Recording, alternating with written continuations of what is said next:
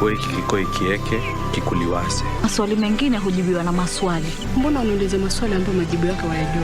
Shakuelewa. Ama ndoto zangu pia zimekufilia mbali. Leo uko hapa. Shida ni Maya. Please tell me she's fine. Please.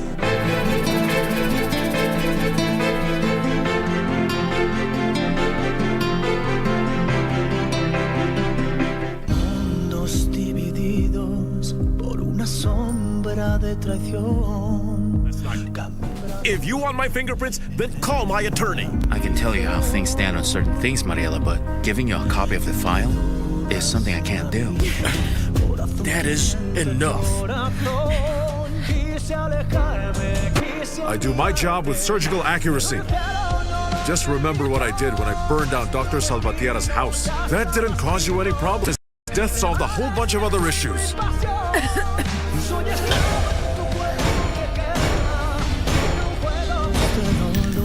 Lying heart. Fue sembrando el veneno y la ambición.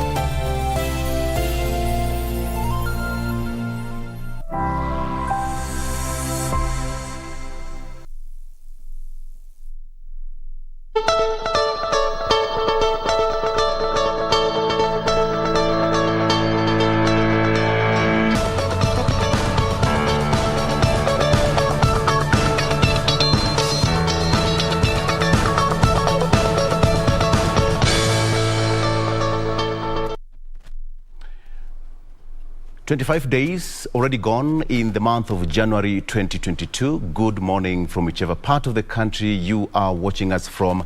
You are right in time for Good Morning Kenya on KBC Channel 1. My name is Victor Low, and today we have got a packed kind of a program that you don't need to miss. This is going to be one of the best so far. So we have got a lot of programs lined up for you. We have got in the headlines, we have got politics as well as, human interest stories. And yes, this is how we start this particular show. Karibu sana. You can talk to us and tell us where you're watching us from and how is everything from whichever part of the country. Introducing the rest of the team with me. I've got Steph with me here, Doreen, and Ray. Good morning, ladies. Good morning. I love the soprano, the alto, and this soprano one. Who has the soprano? Steph, take it away. So I wanted to ask a question. What do you guys do when you wake up? What do you first do when you wake up? Okay. It's not a trick question. Open my eyes. Ah, you got it. I was hoping you would say, pray, step, stand, do something, but the first thing you do when you wake up is open your eyes. I got it right as well in my head. No, as long as you didn't say it, you failed. Anyway, good morning from whichever part of the country that you're joining us from. I'm so excited about today's show. As Victor said, we have so much packed for you, so you want to stick with us all the way to 10 a.m. My name is Stephanie Ayeta. Thank you for making time. Thank you for choosing to join us. Talk to us using the hashtag Good Morning Kenya at KBC Channel 1. Right, a beautiful morning to you again. We welcome you to the program. Just as Victor has mentioned, we have a lot lined up for you this Tuesday morning. What we'll be making is in the different day lists, the news briefs, as well as the various conversations that we have in store for you, and also how our roads will be looking like this Tuesday morning. So again, we always appreciate you for making time. And again, many thanks for joining us today. I'm Doreen Arange Okelo. I think we'll still not used to, the new name, but we are getting there. We're getting there. We are getting there. And this is a year. I said I had a very serious announcement in February, so let's wait for it. 14. And we are all prepared. Yeah. But Valentine is coming, yeah? Yeah. So we are all prepped. It is. Actually, let's check. Which date will it be? Let's see. I know it's on a Monday. It's going to be on a Monday. Yeah. Actually, memes were saying the way people hate Mondays, they should take the same energy for Valentine since it's on a Monday. So they still deal with the Monday blues. Yeah. I'm of the school of thoughts because of COVID-19. You know, I am suggesting that, you know, the men's conference takes place online on a virtual platform.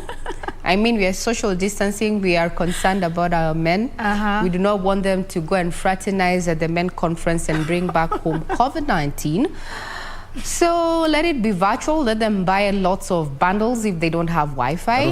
That was not part of the resolution. Right? And that's it. Last year's event, that was not part of the resolution. We are living in different times, Victor. Atupangwingwi. Me, I choose not to be part of this conversation. Allah, you want? I agree with Regina. As far as I'm concerned, the men's conference is going to be taking place on a virtual platform. We'll have an NDC to decide on that, so hold. The government said that you need to be your brother and your sister's keeper. And more so, you're not being a brother or a sister to your spouse or your partner. You'll have a meeting to in light of matches of COVID-19, the Omicron variant.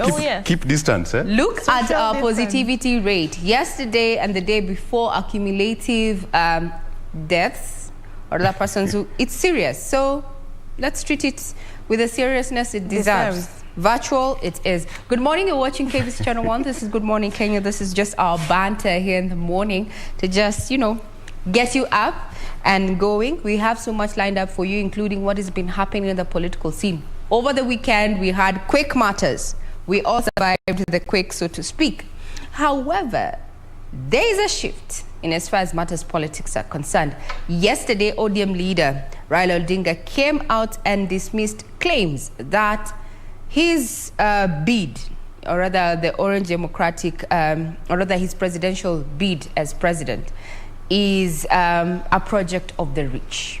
There's been talk that a Raila presidency means, you know, status quo. Well, this comes at a time when, you know, well, the hustler movement, so to speak, led by Deputy President William Ruto, says that it's going to work on an inclusive government, so to speak, starting bottom up. You know, we are yet to understand how it works then. We're going to be having matters of politics put into perspective by Victor in not too long. But for now, we're going to brief you on what has been making headlines, both in matters politics as well as business. And I'd want to challenge my colleagues here.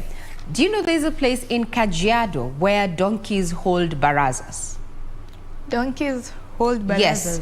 Every night, they converge at the town square and depart in the morning.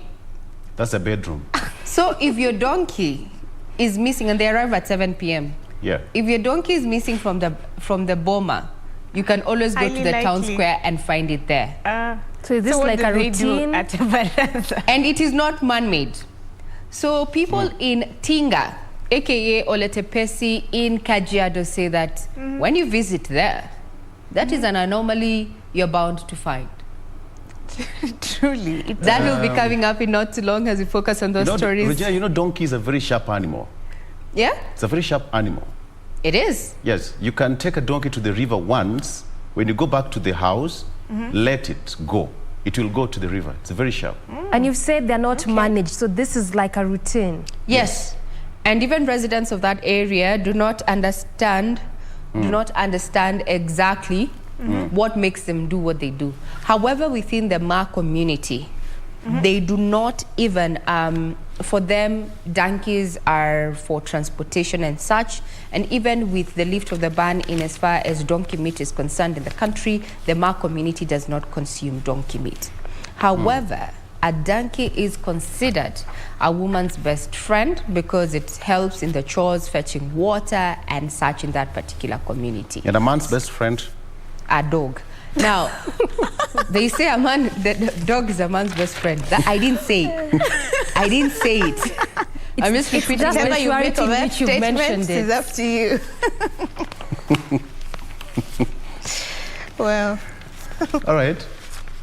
Okay, so straight into the newspapers here. Let's see what's on the front pages. On the Star, Musalia twist in Ruto running mate battle. Musalia twist in Ruto running mate battle. Remember, this is something we discussed here yesterday with our analyst Tabitha Ogutu and Hamisi Boga. And we asked what are some of the chances that are now left for the deputy president in picking a running mate either from western side of Kenya or central province or central part of Kenya for that matter. And now the headline says that Musalia twist in Ruto running mate battle. DP faces dilemma on appeasing ANC without jeopardizing Mount Kenya bloc. All right. Still there. We have got pictures of bleeding continues in ANC as Marende ditches Mudavadi. We have got Mudavadi, Marende, who decamped to DAPK, led by Wafula Wamunyinyi there yesterday at Chui House. Very fast on the second page here, man killed during protest over Sia teacher death, and Dindi was on a boda on his way work when he was shot. This is a stray bullet, and residents of Game Village were protesting the death of Calvins Okello, who was a teacher at Ramula Miss Secondary School. Police said that he died by suicide. State dismisses claims CBC system rollout was rushed. This is amid concerns raised by several stakeholders together with court case seeking to quash the curriculum.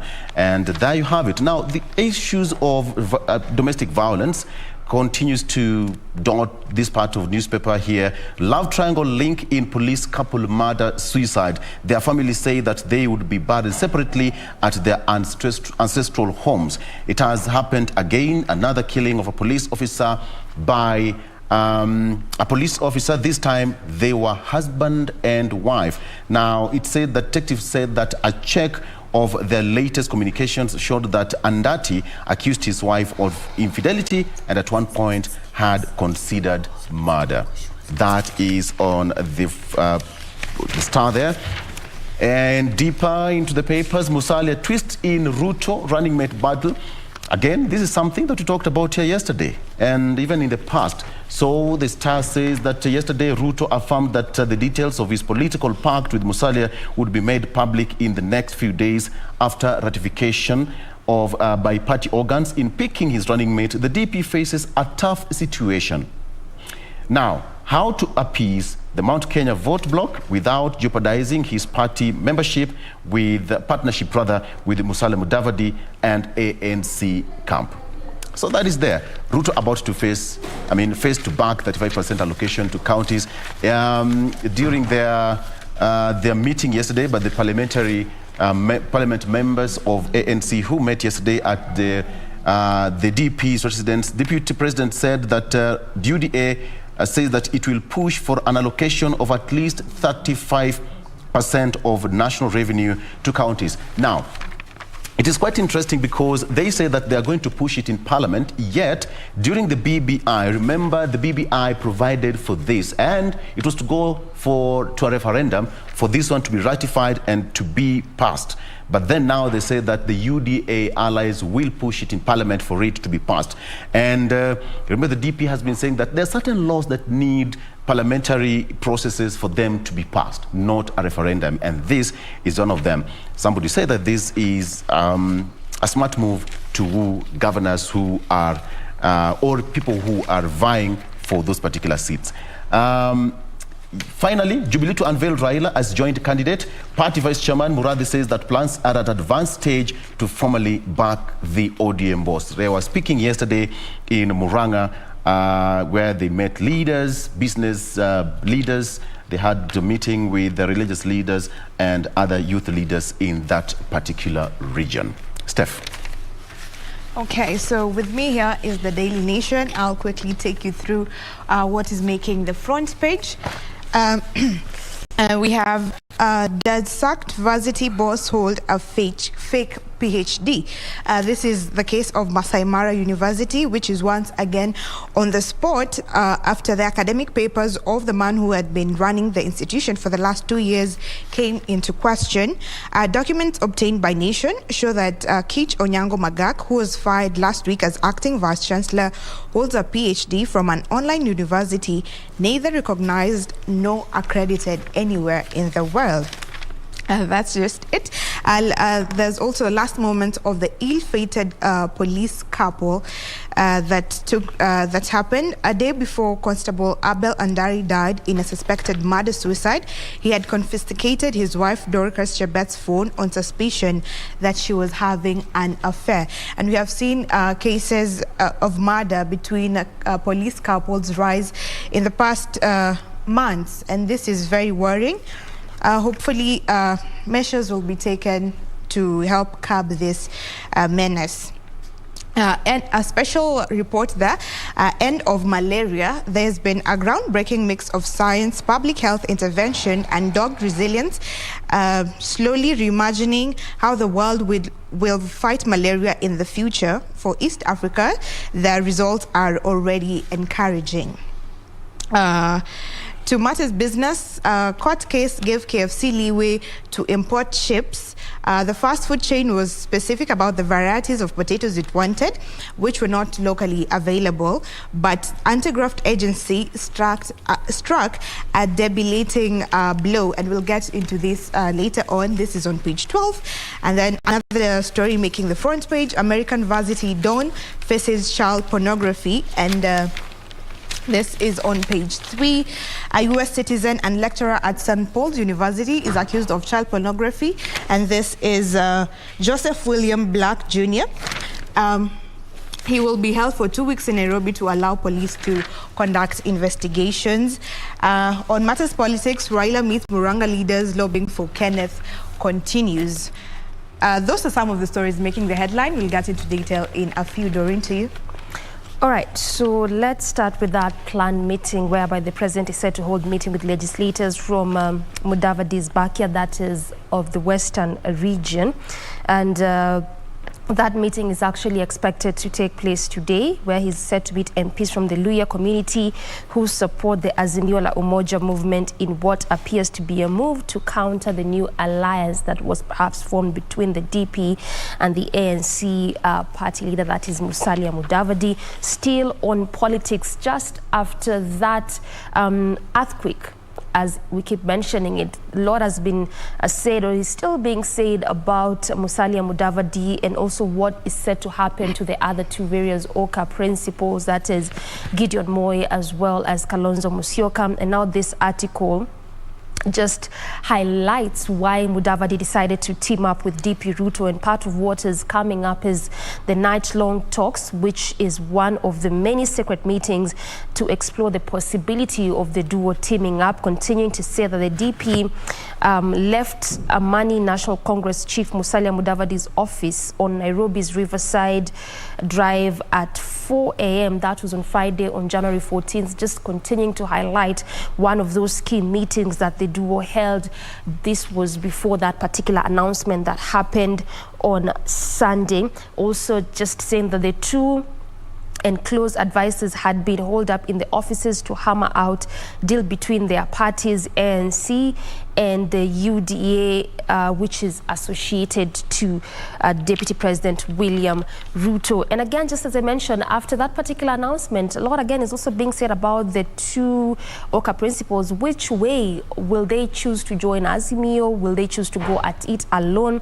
And now pundits say that this is now in particular, or in respect to Kalonzo Musyoka, saying that he has the option of running for presidency alone and lose, or join Azimio or Kenya Kwanza alliance of Ruto, Wetangula and Mudavadi. And again, remember that there was a time whereby Kalonzo Musyoka dismissed working with Raila Odinga again, whereby he said that he cannot work with him again for the third time. So really, what options does he have after that announcement that happened on Sunday there? And away from matters politics, 4 killed in Bungoma road accident, and the police blame the trucks. Remember that there has been really an ongoing tussle between the trucks which have been stuck in Malaba area. This is because of the COVID certificate and the recent number of death cases which are being reported in that particular area, or areas near to that, are being linked to the trucks which have been stuck in that area. But also remember that yesterday there were talks that the government of Kenya and the government of Uganda are planning to see how best they can just do away with that COVID certificate, or just see how best they could help the truck drivers, so that that stalemate or snarl up which has been witnessed in that area for the past number of weeks can at least be done away with. And also, IEBC is still in a bid to meet its target of registration of voters, and so far it's saying that it has missed in its target in this first week of listing, whereby they just say that 229,843 people have registered as voters in the first week, and this was not what they were targeting. Remember that in this second voter listing or voter registration, they are planning to at least register about 4.5 million Kenyans, and this is why there are calls everywhere to see how Kenyans can go and get registered as voters to at least exercise their rights come August 9th. Ray. Now, quick sneak peek of the Standard. More so, some of the stories quite similar here. Focus on matters politics, the aftermath, the question after Mudavadi's celebration on Sunday, so to speak, where he came out and said strongly that he will be running for the presidency there. And the question has been, so what next in as far as matters politics are concerned? So Deputy President allies endorse ANC Ford Kenya Pact as he pledges to make public the details of the agreement. So the header here is, we will reveal the deal with Mudavadi in due course. Now, this comes at a time when Kalonzo accuses Mudavadi of betrayal, as ANC boss reveals state was pushing Oka principles to back Raila. Western leaders on the other side say the move is suicidal. Is it? Now, Atuoli also comes out guns blazing. These are some of the issues that are going to be put into perspective as you delve into a current affairs conversation this morning with Victor Olo. So you're in good company. Wait till then, and your feedback is very much welcome with regard to this particular conversation, as well as stories that we are broadcasting for you. Our Twitter handle is at KBC Channel 1. Now, we have brought back the conversation about opening of the servers. Now, this comes at a time when activist has asked the judge to stop the IEBC boss from overseeing the August elections for failing to open the servers in the 2017 presidential contest. We'll be giving you details of that, and also just recap if you want to look at what has been happening in the corridors of justice. Well, you can find this on our website, that is www.kbc.co.ke, under the scales of justice. Then about money, untapped wealth, where money grows on trees, does it? This has also been captured in the business segment of this particular daily, and this is about, the retailers. We also have investments and such. So that is what has found itself on the front page of the Standard this morning, with a caption there featuring ODM leader Raila Odinga and Peter Kenneth.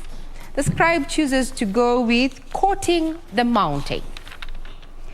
You can get a copy, but for conversations that are detailed and candid, we have people and politics coming up in not too long. That's just a quick sample of what we have on our dailies this morning.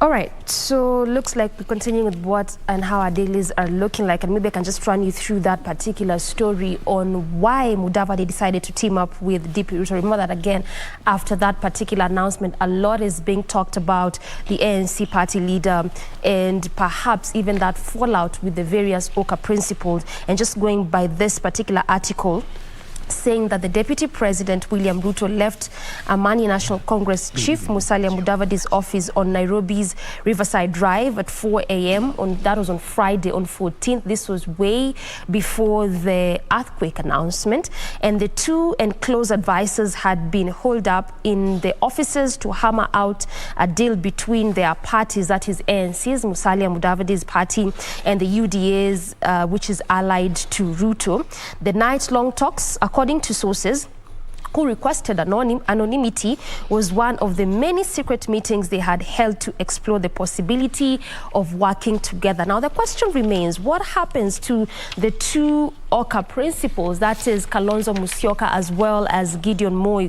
Again, also political pundits are coming out to say just what could be the options of these two, and possibly also just targeting it towards Kalonzo Musyoka. And just also, I can perhaps also look at this particular article, which says that Wiper Party leader Kalonzo Musyoka has been thrown into a dilemma after the collapse of One Kenya Alliance, with his allies divided on what his next political stop should be.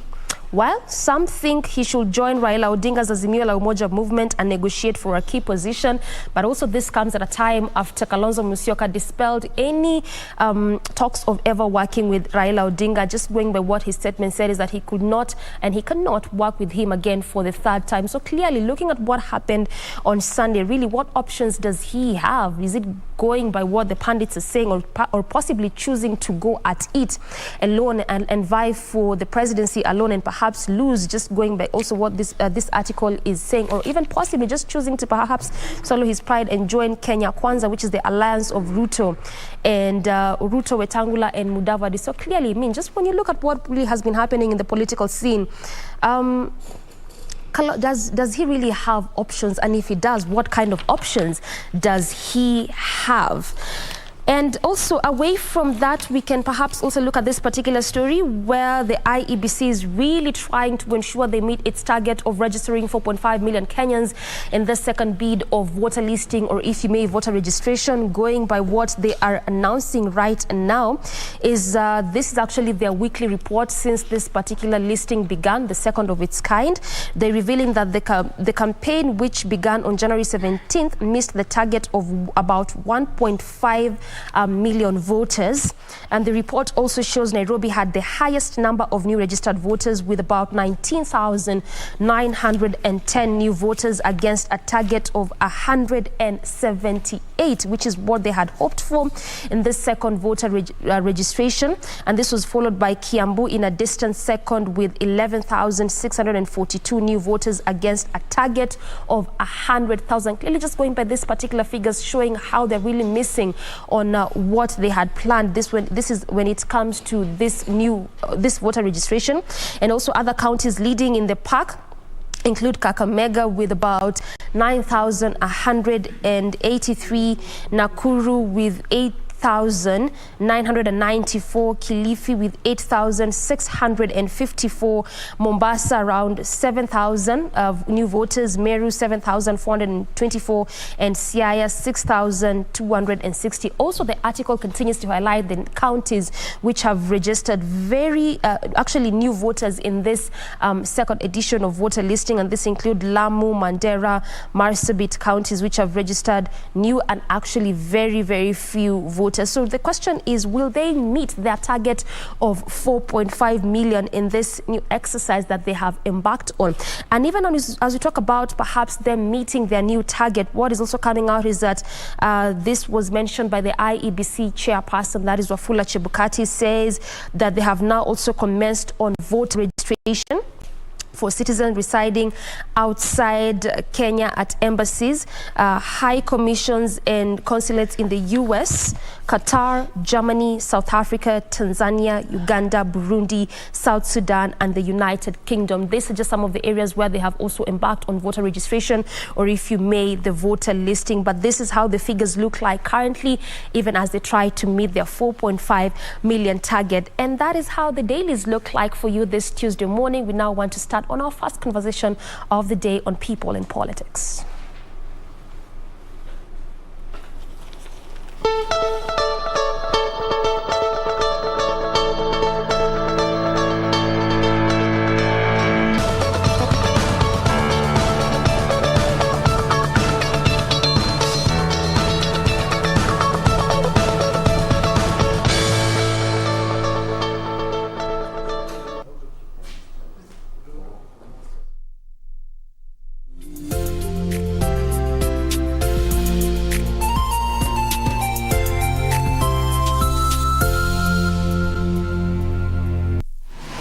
Log on to the KBC website at www.kbc.co.ke to get the latest breaking news, entertainment, sports, politics, lifestyle or business trends from Kenya and around the world. Never miss new episodes from your favorite TV shows, reruns and movies. Just stream online or watch live on your YouTube channel at KBC Channel 1 TV shows. For the day's biggest stories, trustworthy news and family entertainment, log on to KBC Channel 1. Watch what you want anytime, anywhere.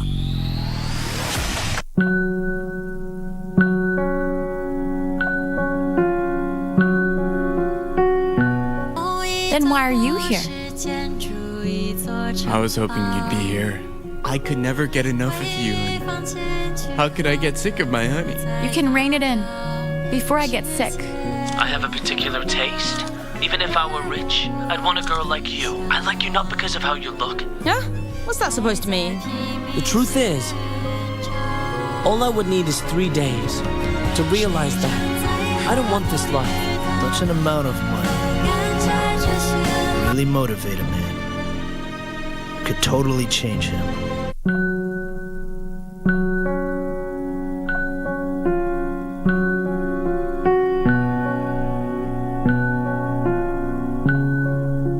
Tayari saizi zenye ziko kwa market nzuri nimetoa ni ngoma kama 7, ni ngoma 7 sasa hivi. Jina lako nani? Rendi moko. Na ndio mafans wangu wategee mambo moto kali kama ngoma zangu hiyo intie dodani ni ngoma nimekuja nazo na ni ngoma zitawachangamsha mbaya sana. Likonyo gimana ireso gimana donge kana luongi yoyo kana moko chuodo da donge tinga mal.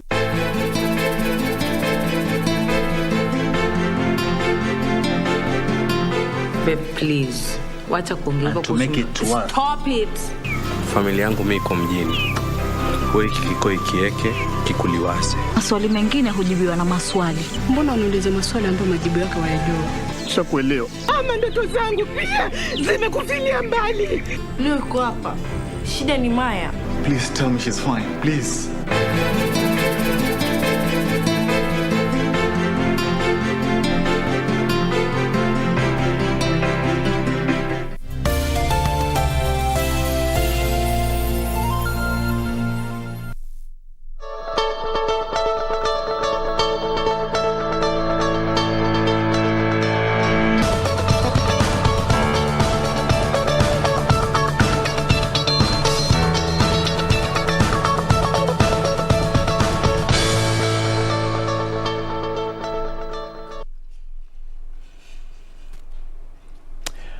All right, welcome back. And you're right in time. It's actually 4 minutes past 7 a.m.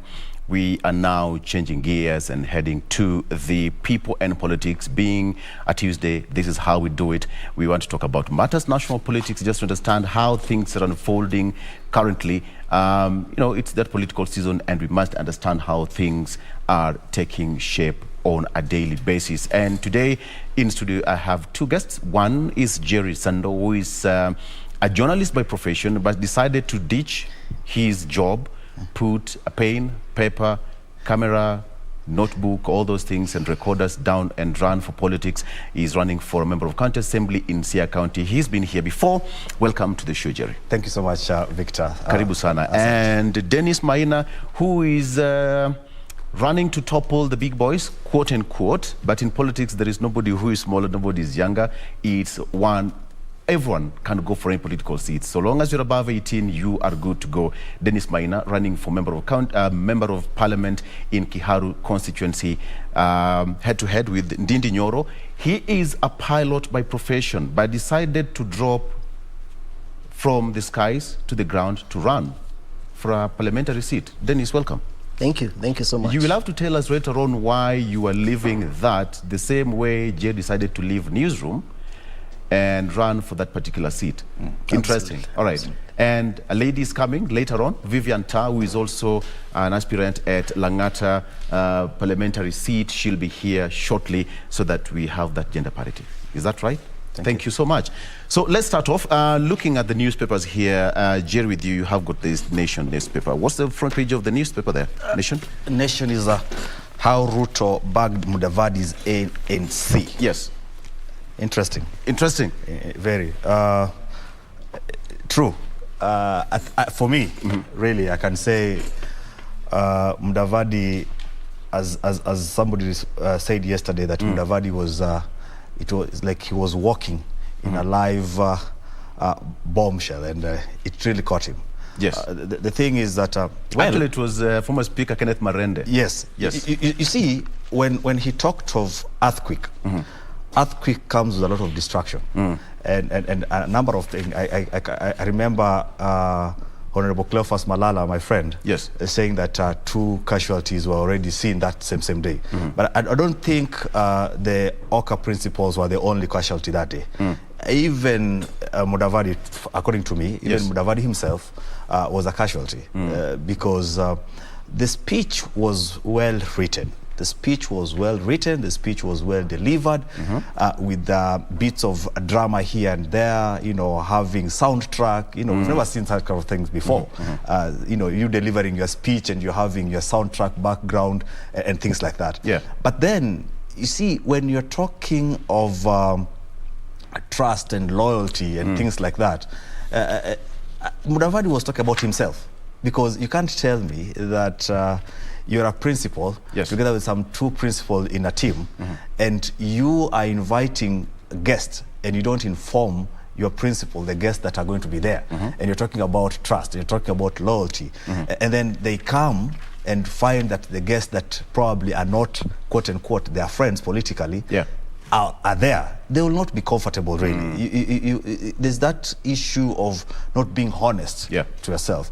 These people are just honest with Mudavadi that, you see, there's no way we can be going around the country talking about the negatives of this guy, and he's the same guy that you want us to share same table with him to celebrate your launching. So really, it was something that being seen as a Mudavadi being a casualty, and the 2 principals also being casualty, and I think that was the beginning of beginning and the end of Oka per se. But when we look at this headline, how Ruto bagged Mudavadi's ANC, perhaps it's been long coming, and when you hear people like Malala speaking way back from last year, they were in Eldoret the other day. The DP landed in Kakamega for a football tournament. And, you know, they said that we are free to choose friends. So this is something that has been long coming. Yes. There's nothing like a mistake in politics. If it's happening, it's because it was meant to happen. Remember, when His Excellency Deputy President Ruto's daughter was, you know, having the wedding, one of the most prominent guests there was Mudavadi. And pictures were flown everywhere. And people never took keen, or people were never too keen on that picture or that photo or his presence there. But then this was something that was being cooked all back. But I can say, Cleophas Malala delivered. Cleophas Malala delivered. He's one person that you cannot ignore in Kenya politics right now. He might be called Johnny Come Late, but he's top there. He's in the news every day. And politics is about visibility, whether positive or negative. But you must be visible, you must be seen. And Cleophas has maintained. And you see, even Cleophas inviting His Excellency Deputy President to his Cleophas tournament, it was not a mistake, you know? It was something that was really... And remember, even this Oka principal, it is rumored that they were supposed to attend.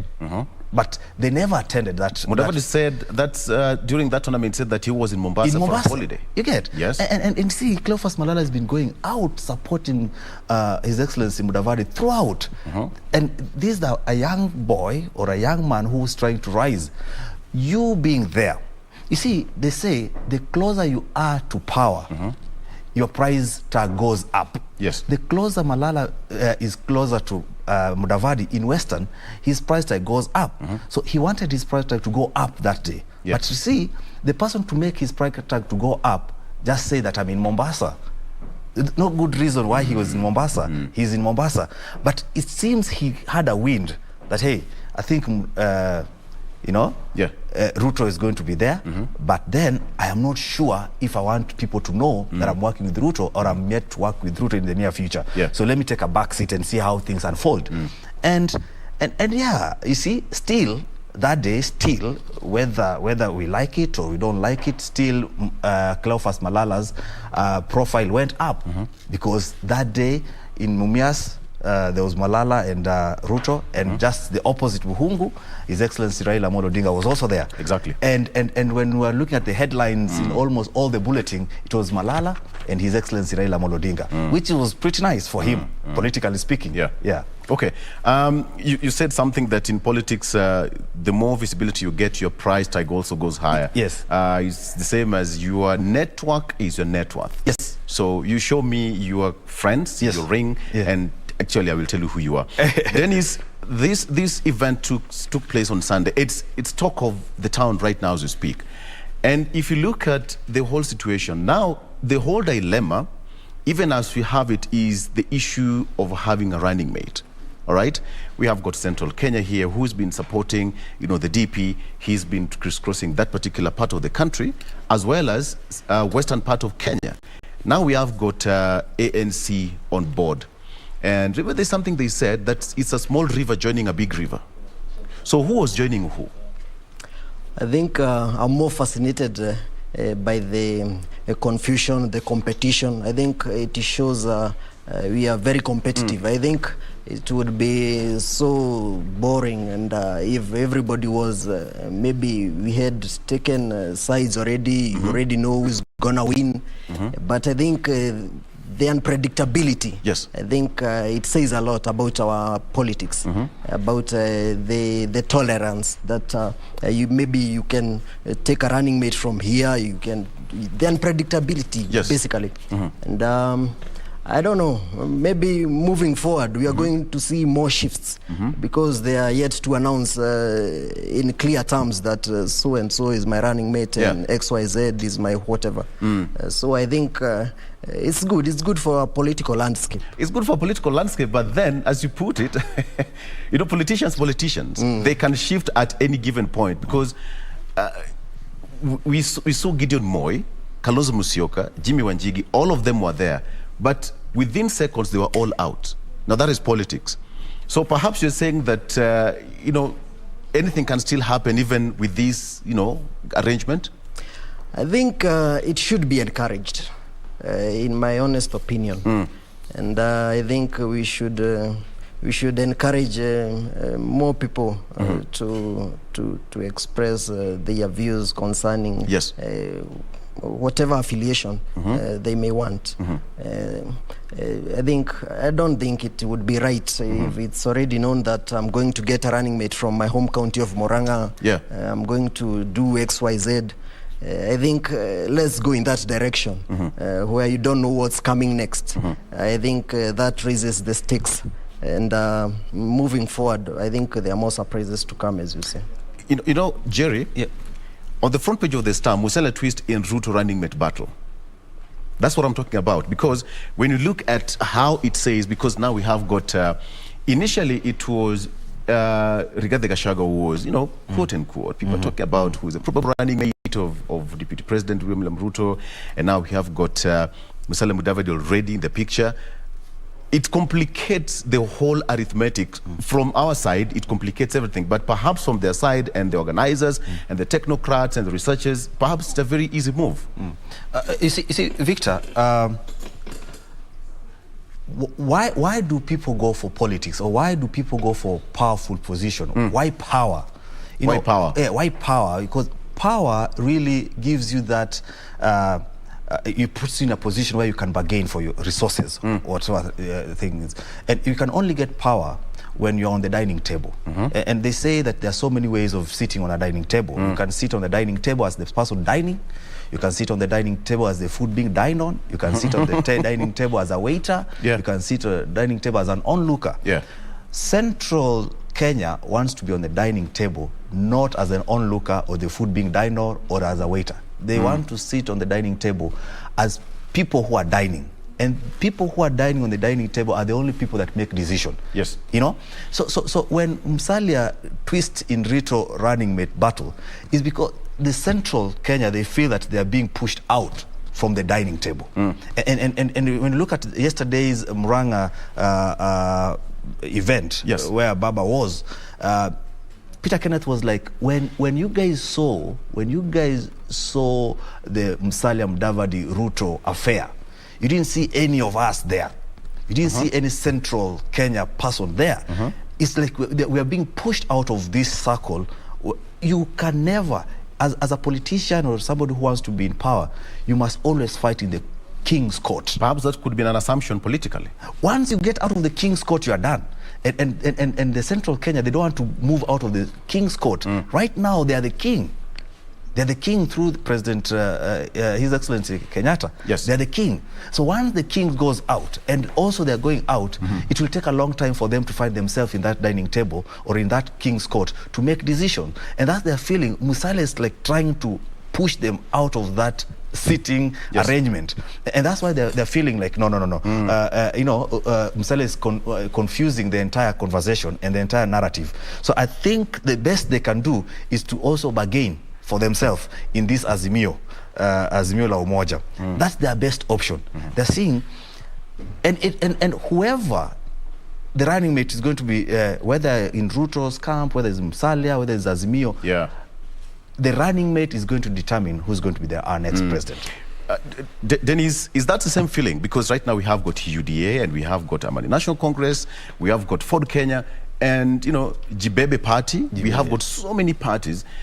Does that bring a threat to UDA's, infiltration to central Kenya? I think the tide is changing, and I think we can tell from the deputy president's moves that he's more accommodative of other parties of late, and I don't know.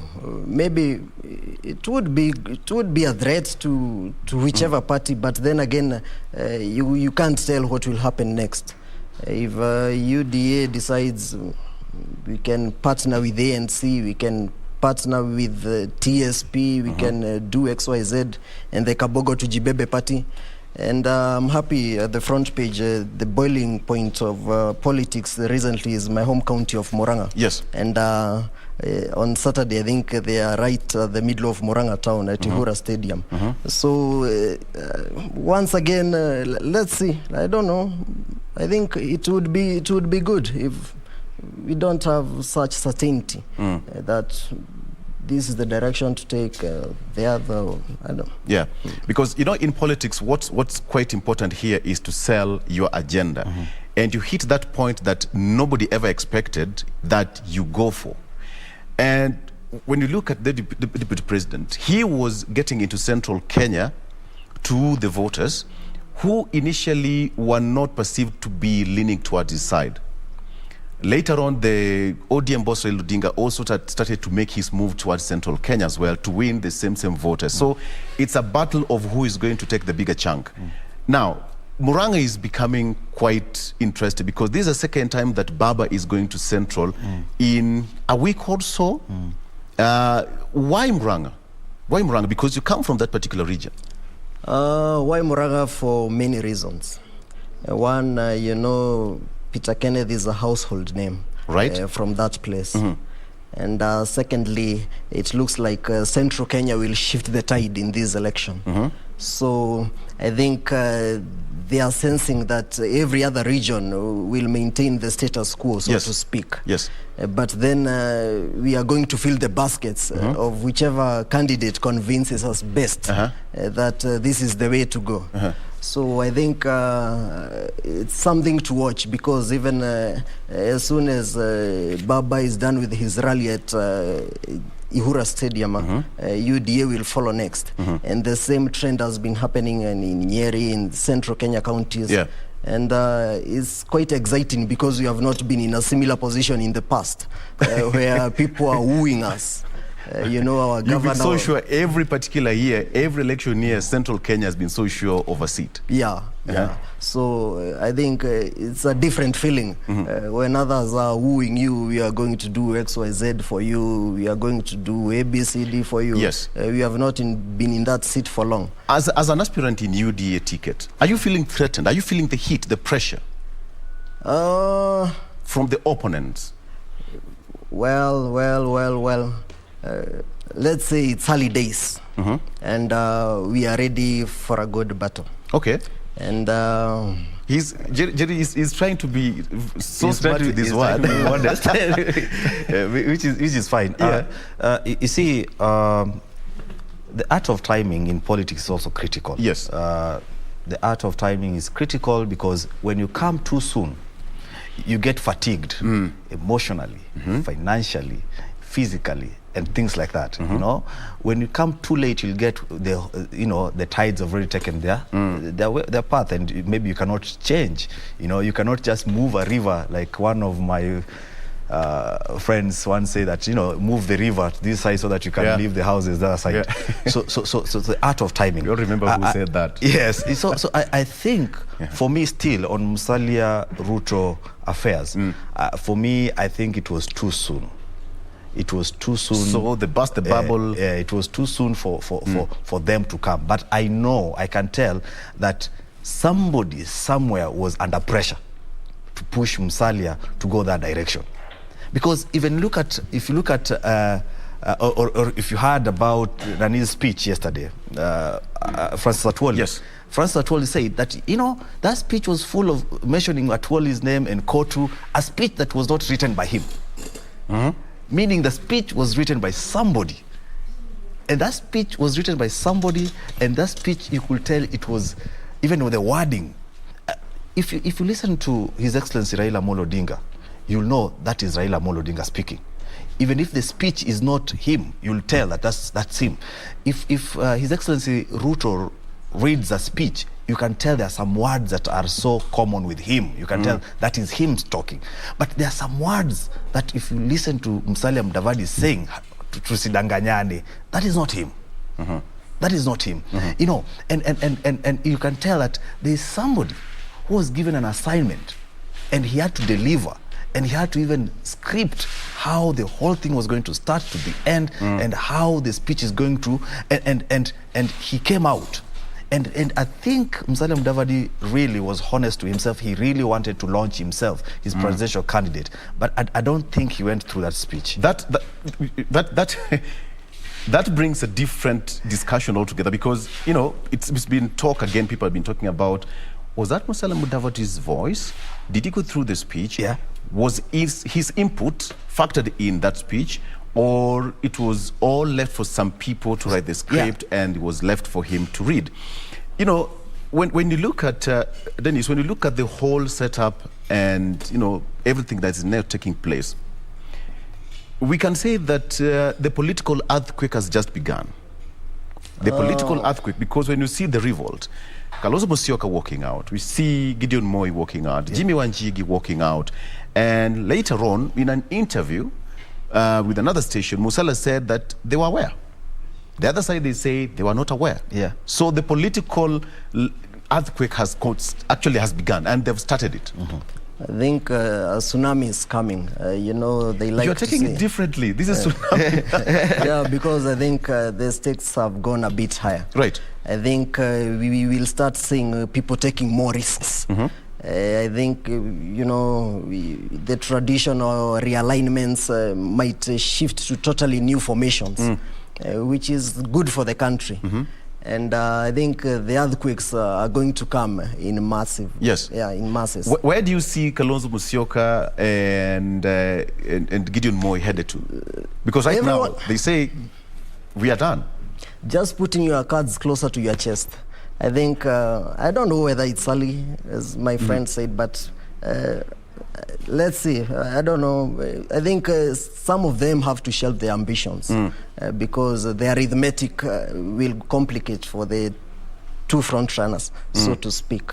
So some of them will have to shelve their ambitions, and maybe that will trigger backlash from maybe their base, whatever will happen, but definitely more earthquakes are coming. More earthquakes are coming. You've read the book Betrayal in the City. Yeah. It's coming to light. It's coming to light. You see, in politics, it's good to do harvesting. You harvest people here and there, you harvest votes here and there, but there's sometimes some harvests are disastrous. You know, you can harvest because each and it's Kenya as it is, we are so ethnical. We are so ethnical divided. Right. And each and every region, they have their own political parties. You'll find Western right now. There's this is it DAP? Democratic Action Party, yes, DPK. Kenya, you know, yes. So they have that because they want that to be a beginning party for them. When you go to Luo Nyanza, ODM is strong there. When you go to Rift Valley, probably UDA is strong there. When you go to Central, we have Jubilee, we have TNA, we have all this for the party. So when you come to Siaya, for example, and then you want to harvest a UDA as your coalition partner, yes, you have harvested. It's going to be disastrous for you because you're going to lose. That's what I mean by saying some harvests are disastrous. The harvest that Musalia did, I don't think is going to catapult him anywhere in Western. Okay. I don't think it's going to catapult him anywhere in Western because from what you had yesterday or aftermath, after immediately when Ruto was there, yes, and the Western Kenya, you know, they had mixed signals. Atwoli coming in, you know, former Speaker Marende coming in, you know, Paranya coming out, and so many. And these are not people that you can just you know, wish them away. Yeah. You cannot wish Atwoli in Western. You cannot wish Oparanya in Western. You cannot wish former Speaker in Western. So yes, he harvested, but is it going to push him or you know, catapult him to the next level, politically speaking? I don't think at the moment he's going to play the second fiddle. Either he's going to settle for a deputy president or he's going to settle for something else. But I'm sure there's no way His Excellency the President, Deputy President, is going to say, now, Musalia, go for presidency and then I become your deputy. No, constitutionally, even the Deputy President cannot run for another position of a Deputy President. He served his second term as a Deputy President, so the only option left for him is to run for the top seat. Okay, let's take a break. And when we come back, our guest is already in studio. We'll be roping her in as well, so as we continue with this particular discussion, young and ambitious. Taking a break, we'll be right back.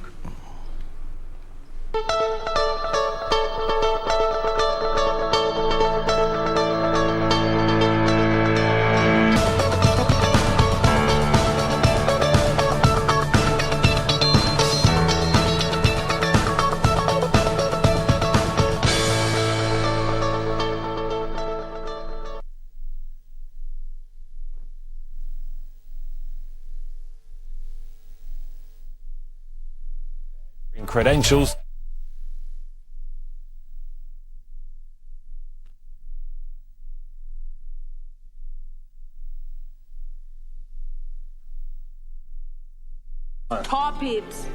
Familia yangu mimi iko mjini. Wewe kikiko ikieke kikuliwase. Maswali mengine hujibiwa na maswali. Mbona unauliza maswali ambayo majibu yake hayajui? Shakuelewa. Ama ndoto zangu pia zimekufilia mbali. Leo yuko hapa. Shida ni Maya. Please tell me she's fine. Please.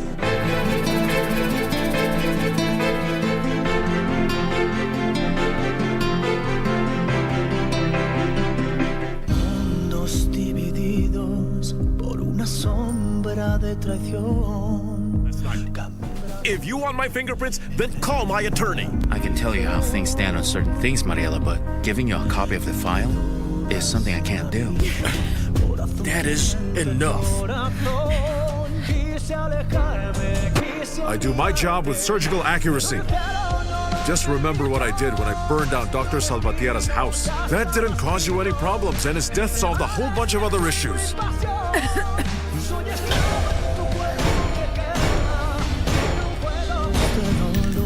Lying heart. Fue sembrando el veneno y la ambición.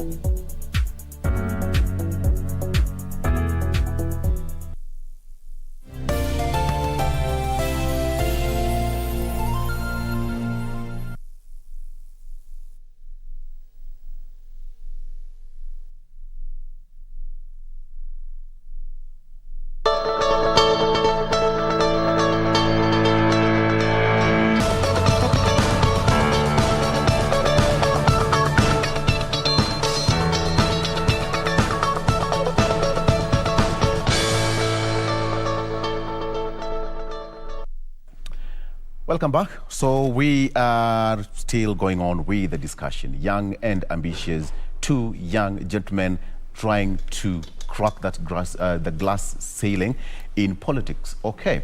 So we are talking about the issue of, how it's going to be. When you look at the effect of young people. Now let's talk about the voter registration, which is now happening currently. A majority of people, IBC is targeting 4.5 million new eligible voters, and a majority who are targeted are the youth. Why do you think youth are not motivated to take up these roles, to take their voters' cards? First of all, the fact that this show has young people on board just speaks volumes. And on my way here, I thought there's nothing wrong with the reverse mentorship. I think the young people should take the mantle and run away with it. You don't have to be condescending to the older generation, but maybe just take a vote. You know, on another station the other day I said that it may be one day, but then that one day will change your lives for the next 5 years. So maybe that exercise of going to register as a voter, the day of casting the ballot, it might be one day, but then you go to the villages, every family there is an educated person, they have papers, people have courses, but then they don't have so good jobs, so to speak. What is the process like in Kiharu? It's running smoothly, but maybe as the rest of the country is not as we would expect. But I'm taking initiative, and we as politicians and personally, I'm going to take personal initiative to rally the young people to vote, because we cannot be saying we, the young people, are sidelined, but then here is an opportunity to grab and run away with it, and we are doing nothing. So I think the hour has come. Yeah, the hour has come. Okay, let me bring in our only lady in the show from the other side of the studio. Karibu sana to the show. Lillian, good morning. Good morning. Fantastic. This is the first time you are making it here. We are talking about the issue of voter registration, and IEBC talking mostly to the hearts of the youth to go and cast their ballot or take their voters' cards and cast their ballot come August 9th. How is the situation from which part of the constituency in Kenya you are vying for? I'm vying in Langata, and we still have a huge deficit from the number that is expected. I think in Langata we were expecting around 31,000 new voters. And so far we've only managed 11,000. So we still have about 20,000 deficit.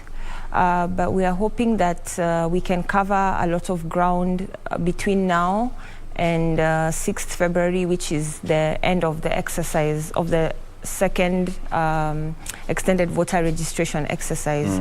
So that is what we are working towards. But we are trying to be creative also in how we are communicating to young people on the need and the importance of them, registering as voters and participating in the electoral process, that they should not look at it as just a one-day affair, but as a process, in a democratic process that allows them to choose their leaders for the next 5 years, because it is these leaders who will make policy decisions around education, around healthcare, around the economy and jobs, around housing and infrastructure and all those things that affect our day-to-day lives, including even fuel prices and that kind of thing. So it is important to have your say in the process, because when you go through, when you register as a voter and you participate in electing your leaders, then you can even hold them accountable, But if you do not, how will you even hold them accountable? How do you even know who they are? So it is important. It is important that young people get involved and get involved actively. It's quite interesting that you've thrown yourself in this battle among, quote unquote, the big boys. How does it make you feel? What do you mean, how does it make me feel? Yeah. I don't think the issue is not really gender or my gender. The issue in leadership is ability. The leader who is presenting themselves for leadership, are they capable? Are they qualified? Are they passionate? Do they know what they're doing? Do they understand? So those are the things people need to look at. Not so much the gender of the person who's running, but what they are offering. What are they presenting? So I am not fazed. I welcome anyone who's interested in presenting themselves for leadership in my constituency, because it's their democratic right. According to our constitution, Article 38 talks about political rights. Yes. So everyone is allowed to present themselves for leadership at any level. And let the voters, interact with us, engage with us, and decide who is best placed to make a difference, to deliver. Who is your main opponent? You don't know? I don't know. Maybe you're your own opponent. your biggest challenge. I think if you don't know, then it's best if I don't give them airtime. Oh, okay. All right. There you have it. Okay. All right. So this is it. I have got two gentlemen here, Jerry Sando and Dennis Maina. Yeah. The reason why, because most young people are currently running for political seats. And I will start with you, Jerry. You are leaving a newsroom. We love this job, but you are getting into politics. Let me start with this. Why? First, thank you, Victor. Let me just touch a bit on the voter registration. Yes, yes. On the voter registration, we really feel the youth. There's voter apathy. We really feel what the youth are going through. That youth feel that year in, year out, they've been used, quote unquote, they've been used to do political activities, but when it comes to getting opportunities, they're never included. And so they feel that, there's no need of us going to vote, or there's no need of us going to register to vote and things like that. But then, again, I ask myself, the youth, you are not doing anybody a favor. You see, there's this kind of thinking that when you ask the youth to go and take the ID or go and register, they want you to compensate them because they feel that we are doing this because of you. You see, we as youth, we are not asking for anybody to employ us. Exactly. We're not asking for anybody to give us jobs. What we are asking is for these leaders to give us an enabling environment that we can employ ourselves. In terms of population, if we say that youth are the majority, where are you going to employ this majority? Do we have those companies? Do we have those opportunities to employ all these youths? We don't. But if you give them an enabling environment, then they can employ themselves. Yes. But this enabling environment can only be given by leaders who understand fully well the challenges that the youth are going.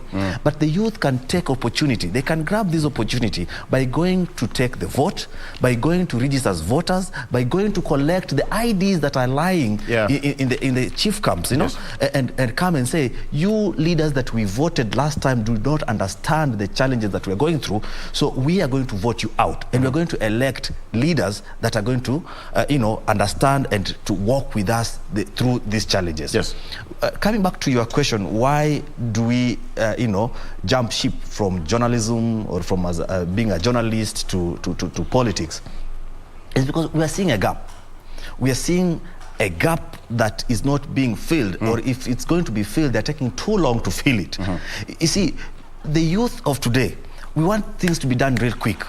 If I'm going... You touched a raw nerve, Jerry. It's whatever you said is quite synonymous with what's happening right now. We want things done chap, real you want quick. to wake up in the morning and in the evening you have a V8 somewhere parked. You see, I don't see why I should come from my home to take my daughter or to take my wife or to take my family to a hospital and you're being told that there are no drugs. And then last week or 2 weeks ago, you are seeing as a big consignment and it's being splashed that, hey, we got drugs worth this much, millions of drugs. And in a week's time, the drugs are not there. So you feel like, as a youth, what can I do? Let me get in there and try fix this thing. real quick, because that's what we want. Exactly. The world is moving too fast. Today you have, your Oppo, this phone. The next day you find that your phone is obsolete. You want to move to the next one. And you find ourselves in a situation where, for me, for example, in Sidindi ward, we have a leader who does not appreciate how the things are moving so fast, that you ask them that, hey, if we can trust our banks with our money, we're doing mobile banking. Sometimes back we used to go to stage to get taxi. We used to order food, you have to go to that shop and get your chips there or get your food there. But nowadays we're getting everything from where you're sitting. You're ordering your money, it's mobile banking, you're ordering your Uber there, you're doing everything. Why then must we put these young men and women to walk kilometers of distance to go and get an ID? Why can't we move this thing to digital platform and register? If you can get your certificate of good conduct through the phone, why not register to get your ID there? Those are kind of the things that we're seeing. As youth, we feel that we are being taken back in the 1980s, 1970s, old age, and here we are. Come on. That reminds me of somebody who said that in Kenya, only in Kenya, where you order something online and within minutes it will be there, faster than any service delivery by a politician. I don't know how true that is. I don't know how true that is. Then is what, it's one of the professions, one of the 5 elite professions. You are living pilot as a profession, and you want to run for a member of parliament seat. Why that sudden change? Are you tired of flying? You want Victor, to work with us here? Yeah, good question. Victor, on my way here, as I was scrolling my phone, I saw somebody on my social media saying, na wewe ukifika kule juu usitusahau. Utasikia? And is that true? Did he say the truth or he lied? Wanatusahau mara mingi. The young people are passionate, and they are desperate. And politics is about resources. And I think it has come a time when we should give some of our ideas to leadership on how we can distribute resources. And if you open my messages, it is a frenzy. Do you have a job, this and that? I have some businesses that I do here and there. Do you have maybe a soft loan you can lend me? Muhesh, can you fanya hivi and na vile? And by the way, before I forget, I'm here courtesy of my social media followers who we went viral on Saturday. We call ourselves Kiharu Fresh because it's about bringing a new way of thinking. It's about, maybe, and by the way, my arch rival is my friend.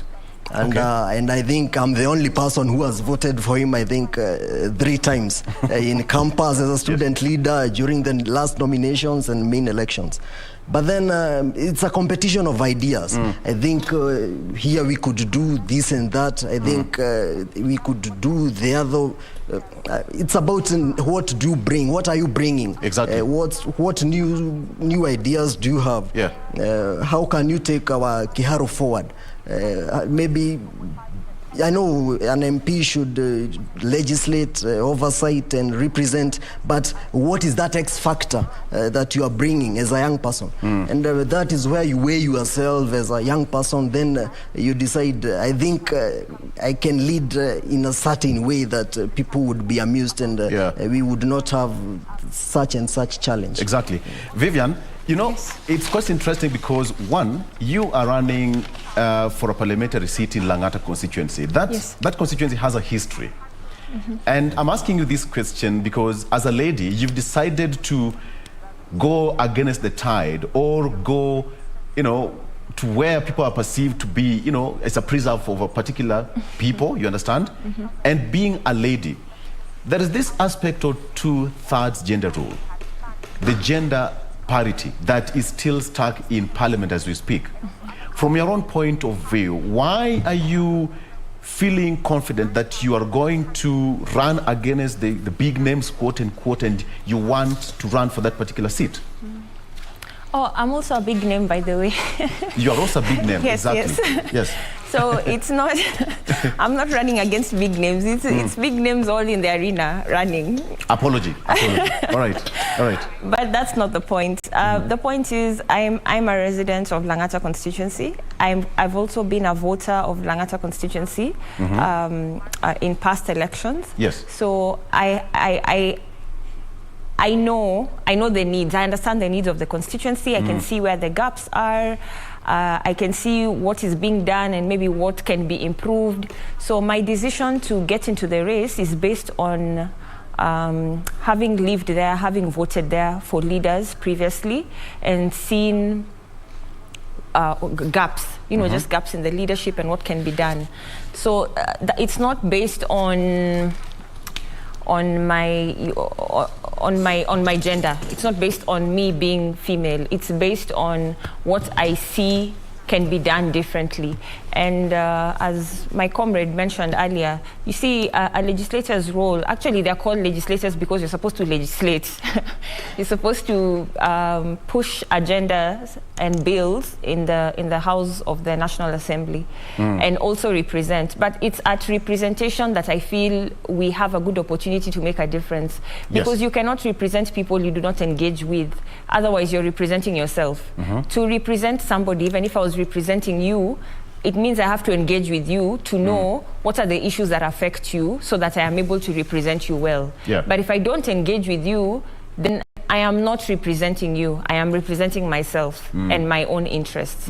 So I think that is the difference that that the young leaders are bringing.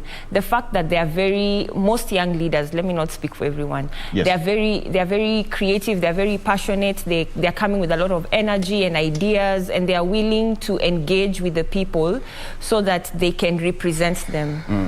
What do you make of this statement Jerry made here, that the current generation they want to wake up in the morning and by evening they are rich? So how do you demystify that statement, that we want to wake up and the evening all is up and running for us? I think that's in our culture. And maybe possibly also upbringing and just expectation. Remember, nowadays people also learn a lot, from the internet, and there's a lot of pressure to, conform and be like what you're seeing on the internet. But you see, life is not like that. Wanasema vitu kwa ground ni different. When I'm out on the campaign trail, you get a lot of requests from young people. Toya macho, requests for handouts. Why? Because this is the culture that has been propagated. Granted, it will not change now, but it is upon us to try and change this narrative and get people to understand that this is about you. It's about all of us, actually. When you're sending someone forward, the reason they tell you usipote, ukifika uko usipote, is because that is what has been happening. And it goes back to what I said previously. It's about engagement. Yes. When you are elected as a representative of the people must see you. They must engage with you, talk to you. You cannot be elected and then you disappear for 3 years or 4 years, and then you come back, just before the election to now convince them again to vote for you. So it's about deliberately creating engagements with the people so that they feel that you are with them. You represent their interests, and you hear them and you feel them. There's a bit of compassion and empathy, and I think that's where women leadership has an advantage, because for women we are naturally empathetic and compassionate. For men, I don't know. I think it depends. It's maybe it's something they need to work on to get. But for women, most women leaders are naturally compassionate and empathetic, and I think that's the edge we have over that I agree with you. Our male counterparts. When you talk of women and leadership, something that we've talked about here again in a different segment of the show, but then now in leadership more so, the political arena in Kenya is mostly dotted by men. Yes. We have got that two-thirds gender rule, which I would like to get your point on. How does it make you feel? Because most of these positions, as we speak, are male-dominated? I don't know, how does it make me feel? It makes me feel challenged to go out there and show that we are available, we are willing as women and as young women in this country, we are willing to take up leadership positions. And we're not just willing, we are capable, we have the right skill sets, we have what it takes to lead. And I just want to say that I'm a member of ODM. So in my party leader, Raila Odinga, has really been advocating for the space of women in leadership. Yes. And you find that in my party, the party has deliberately created spaces for young women to be able to express themselves, to get involved, you know, in party activities, both at leadership level and just at membership level. Because you see, not all of you can be leaders. Not everybody can be in a leadership position. But you can still participate as a member of the party. And I think this is important. So as we speak about women in leadership, I just want to take a moment and, of course, encourage young women, the young women of Kenya, please get involved. Don't be afraid because it looks like it's violent and it's difficult. Every field has its challenges. Get involved, get involved in political parties. It doesn't have to be ODM. You can pick any other political party, but get involved in the political process.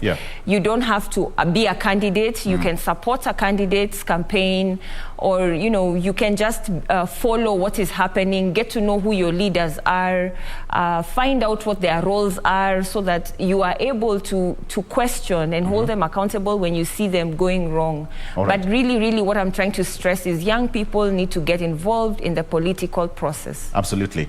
And Dennis, you know, in Kiharu, it has a name as well. And you're also getting to that position where, in terms of voter registration, the young people are feeling left behind.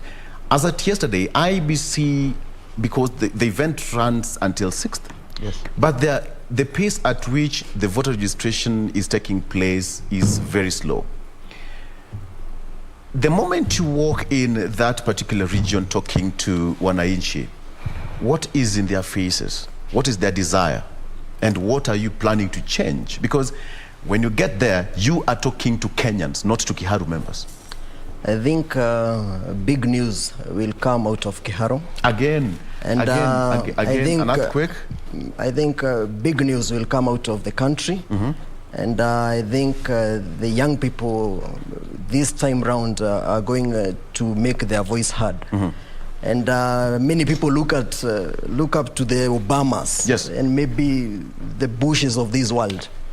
But coming here, I was thinking maybe the legislator from Igembe South, maybe he doesn't know how many people he has motivated, how many of us he has motivated.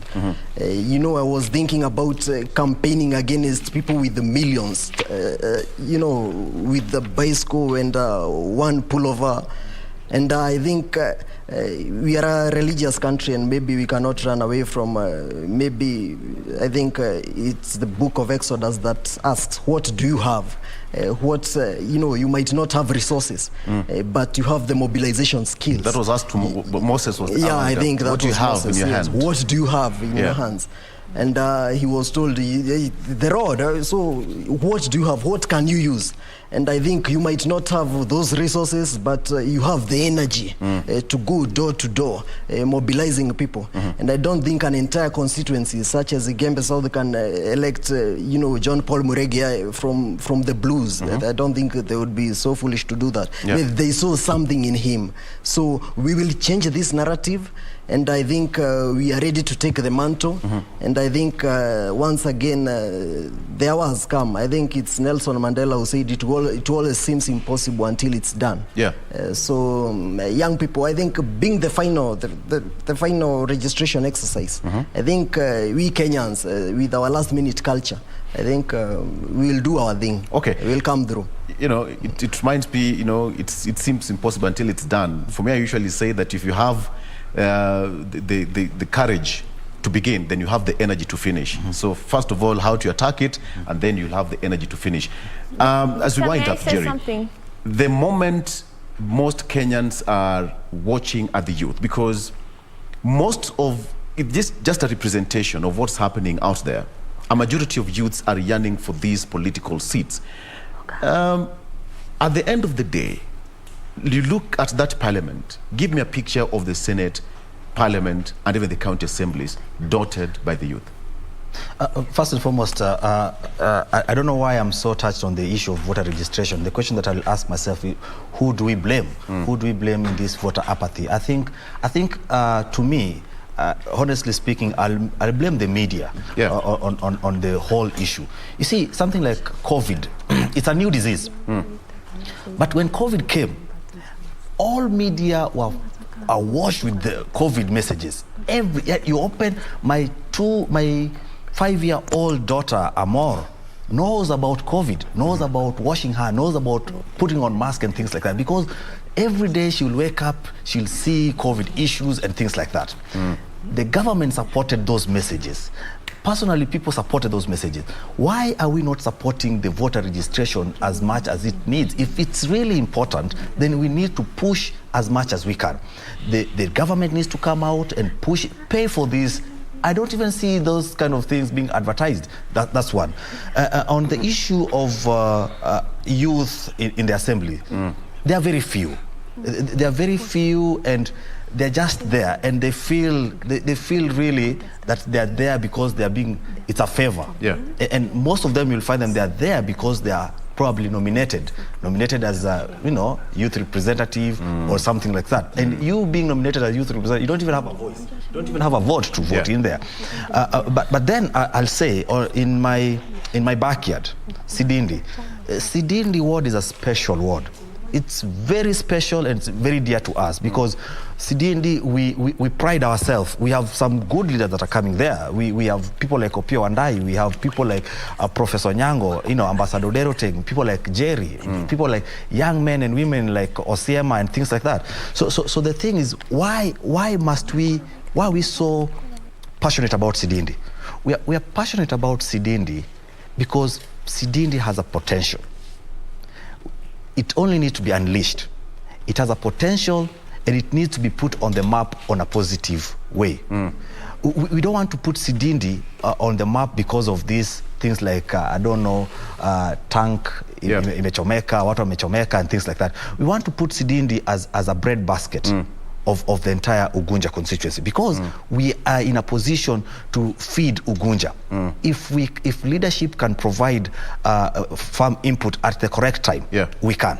With 40,000 people of Sidindi, you can't tell me that only 4 small health facilities can serve that. We can change that narrative by not building more health facilities, but equipping the few facilities that we have there. And that's why Jerry is going there, because I'm seeing a gap that we can fix and we can make Sidindi proud. Enough. Okay. I've just heard my friend quoting a Bible, which is very good, and he has said that we are religious. It's winding up, right?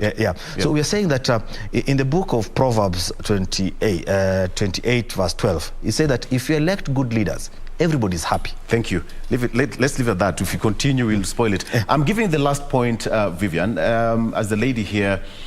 As you're talking about youth and leadership, young and ambitious, talk to that young lady out there vying for a particular seat, whichever, MCA, governorship, whichever part of the country. Talk to them in 1 minute. Thanks, Victor. And just before that, I just want to answer something he mentioned. Yes. On youth feeling like they are being used. I want to encourage the young people. In any arena, whether it's agriculture, business, you always find yourself starting from an entry level. Don't be afraid to start at entry level. Entry level could be anything. It could be driver, it could be PA, it could be blogger. Where the opportunity is, when you get in at entry level, don't feel like you're being used. Look at it as an opportunity to gain experience, to build networks, because you can grow from there to be something bigger. So that aside, that said, to the young women of Kenya, women are about half the population of Kenya, and we have a say in how this country is run. So it's about time we participated not just as voters, but as leaders and as campaigners and in every level, because there are enough opportunities for all of us, both the men and women of Kenya. Obama said that you cannot play and win if you're playing with half the team only. If you have a team of 11 players and you field only 5, you can't win. So let us all get involved. It is possible. It can be done. We have strong women leaders who are out there who've gone before us, and we are seeing them excelling. We should use them as examples and as inspirations for us who are coming behind them to also get in and win. I'm afraid we are running out of time. Thank you. Vivian Ta, who is a governance expert and a fashion designer as well.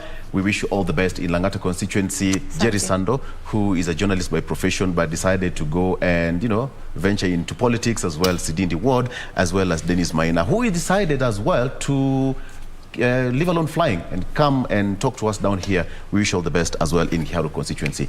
Lady and gentlemen, thank you so much for your time. We are taking a break, and we come back. We have so much more lined up for you after this break. Stay with us.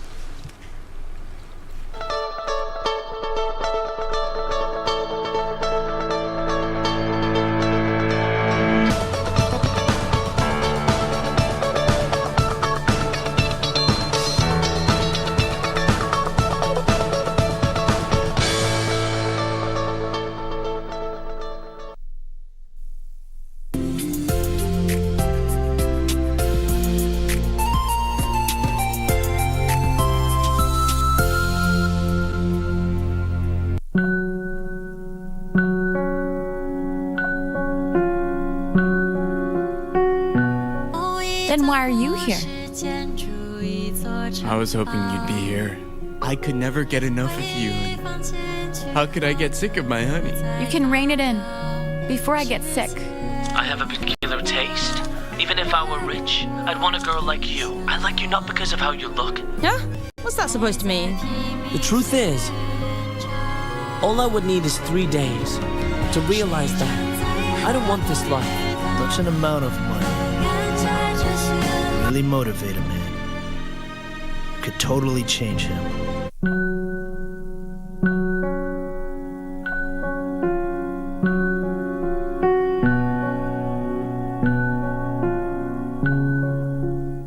Mundos divididos por una sombra de traición.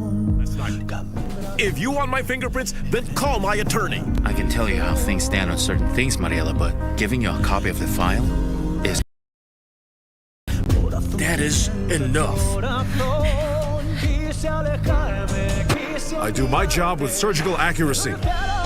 Just remember what I did when I burned down Dr. Salvatierra's house. That didn't cause you any problems, and his death solved a whole bunch of other issues.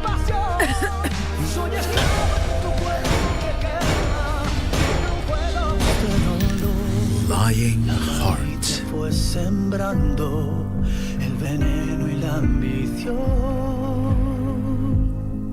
Lakini tayari saizi zenye ziko kwa market nzuri nimetoa ni ngoma kama 7, ni ngoma 7 sasa hivi.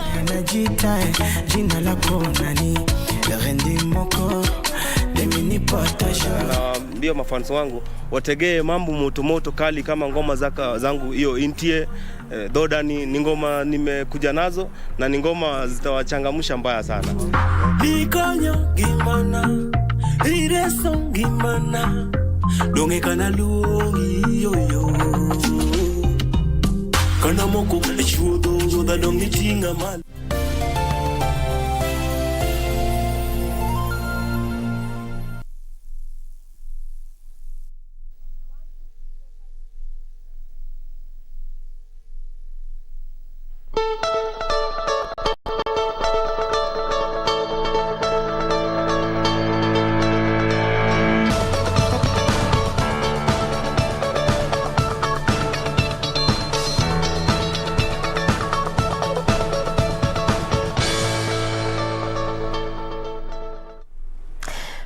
Minutes past 8 a.m. Time for us to quickly look at how the roads are looking like before we continue with our conversations of the day. Quick look on what is happening along Jogoo Road. And I've just opened this map right now, and I can tell you for sure as you come to the city center this morning, heavy kind of traffic on this particular route.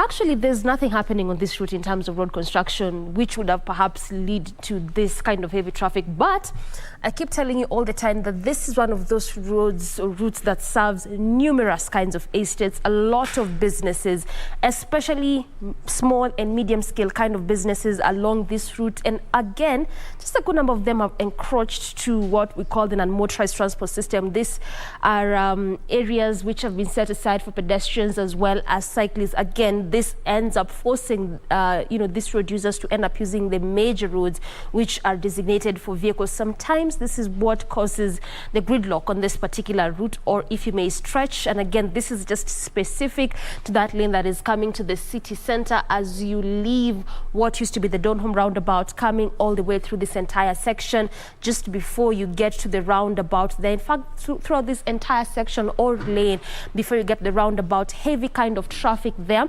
On the other side, as you leave city center, leaving Landis Road, Lusaka Road, Mombasa Road, as well as areas of Likoni and Enterprise as you come through Jogoo on that section, coming to the estates there, moving at a swift pace, no traffic at all. And actually throughout this entire side, or as you head over to the city center, the heavy kind of traffic being witnessed in this particular lane, moving at a very slow pace, and in some sections not moving at all, just at a standstill. So this is how it is looking like this morning on the traffic updates along Jogoo. So again, if you're intending to use this particular route, then I can tell you for sure you will have to make do with this heavy traffic, or alternatively you can use the Eastleigh First Avenue as you come to the city center there.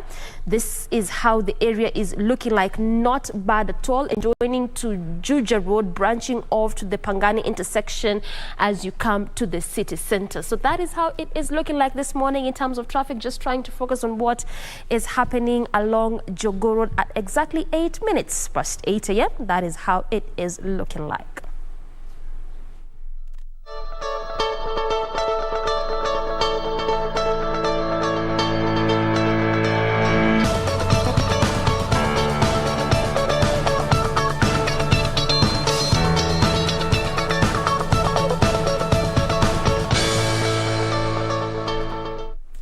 Good morning. Well, welcome back to Good Morning Kenya. We are crossing over to a different kind of conversation, and we are joined by some amazing guests who will be talking about keeping the food market working during the pandemic. And I'll allow them to introduce themselves, starting from the one on my immediate right. Good morning, everybody. My name is Mary Njoroge from the County Government of Kiambu. I'm the Chief Officer in charge of Trade, Industrialization, Tourism and Investment. My next guest. Good morning, everybody. My name is Dr. James Mutunga. I am the Chief Officer in the Department of Trade, Industrialization and Innovation, Machakos County. Glad to be here. Okay, welcome both of you to our third guest at the far end. Charles, please introduce yourself. Thank you. My name is Charles Opio. I work for Global Alliance for Improved Nutrition, in short called GAIN, as a manager and also a senior policy advisor. Thank you. Thank you. Thank you for coming. We'll start with you, Charles, to first tell us about what GAIN is about. Yeah, thank you very much.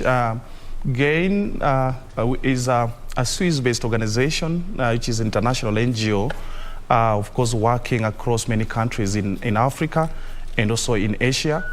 Ideally, what we do, we focus on improving nutrition, because this was, we were founded way back in 2000 as a United Nations, kind of pro-initiative that would help to advance issues of nutrition across many of the developing countries. And as such, what we do, we work with governments, we work with the private sector, the public and other civil societies to be able to really advance issues of nutrition, just to ensure that we can be able to improve outcomes, given that we have huge burdens of malnutrition in most of our countries, which has actually been a cause for concern, especially given that we've had cases of deaths and diseases that relate to food and nutrition issues. Thank you. Okay, so with that, we'd want to know how this particular program that you started began, that is the Keeping Food Market Working During the Pandemic. Thank you very much. I think before I go into what this project is all about, I would want to begin by deliberately appreciating and thanking the county government of Machakos and county government of Kiambu for having worked very well with us as an organization. And I would say that this program that we're talking about today is known as Keeping Food Markets Working. This program was kind of designed and put together because of the need to address challenges that COVID-19 brought about.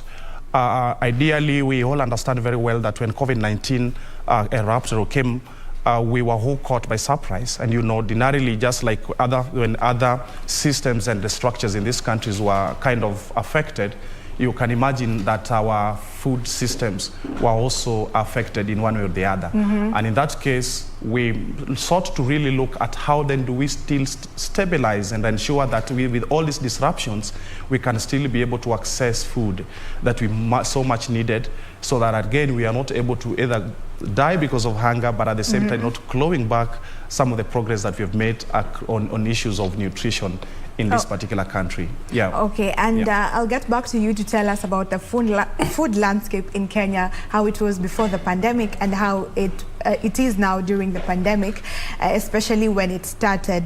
But before that, I would like to ask Dr. Mutunga and Mary over here to tell us why they chose to work with GAIN. So I'll start with you, Dr. Mutunga. Thank you, Stephanie.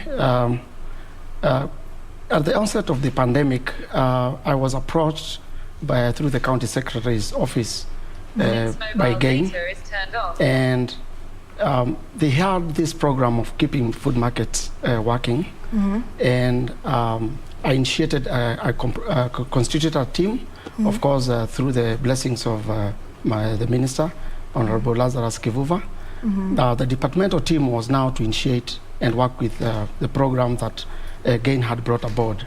And we've over the last 1.5 years, we've achieved quite a lot, which I'll be highlighting just in the next session. But we are really glad that GAIN came. They came at the right time, because as a county, we had taken unprecedented measures for this kind of a situation.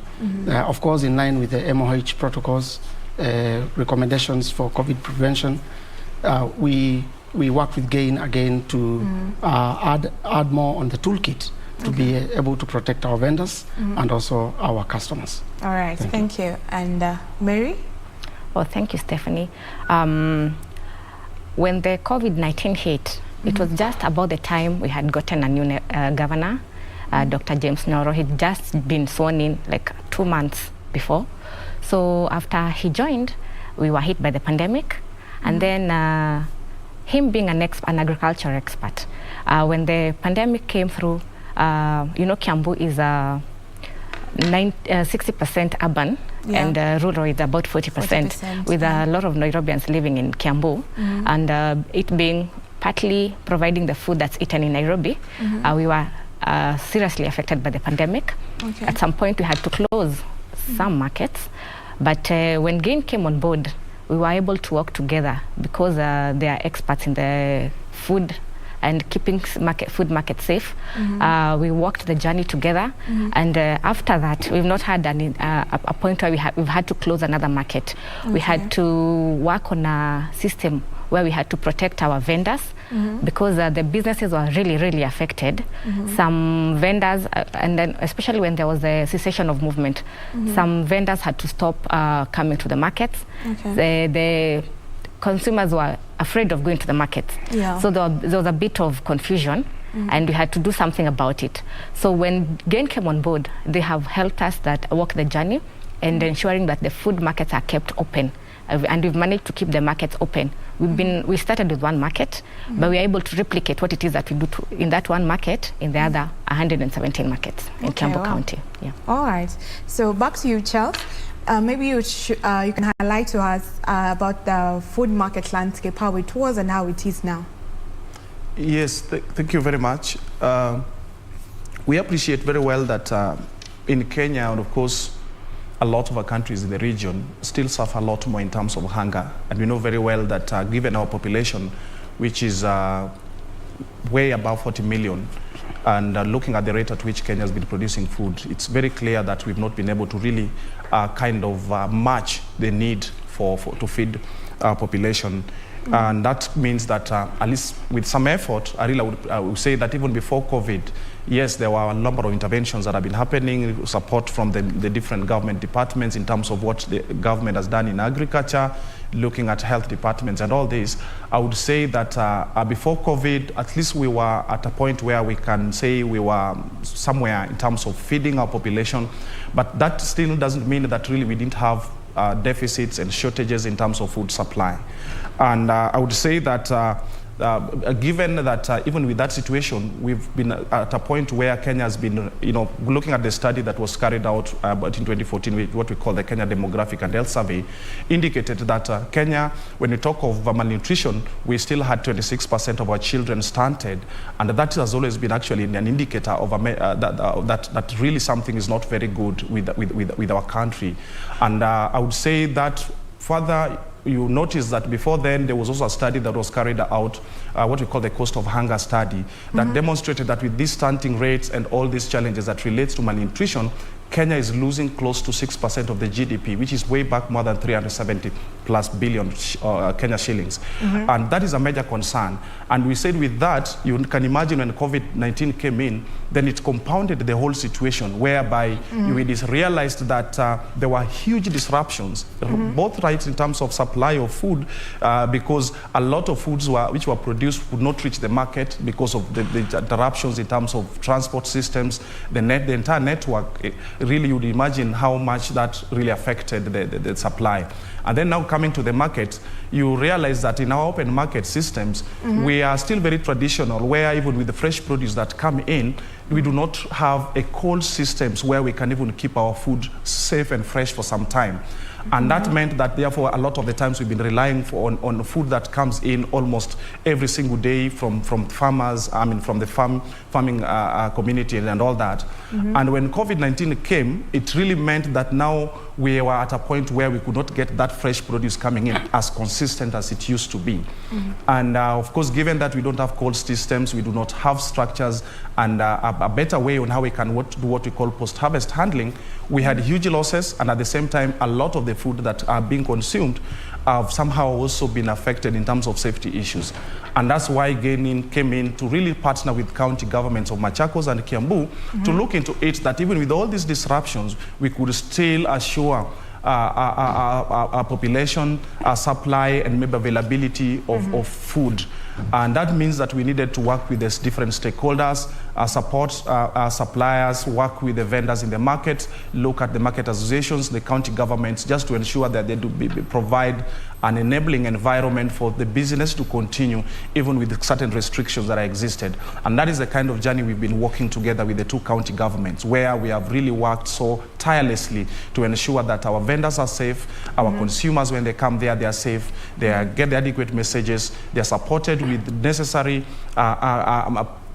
protective equipment that would help the vendors to be able to also protect themselves from contacting COVID-19. So that is a kind of work, I would say, that really it's been a long journey in the past 2 or so years, where we've done a lot of work to ensure that our markets are not closed, given that it's also an area where there's too much congestion, and therefore you'd really look at it as an hotspot for COVID-19.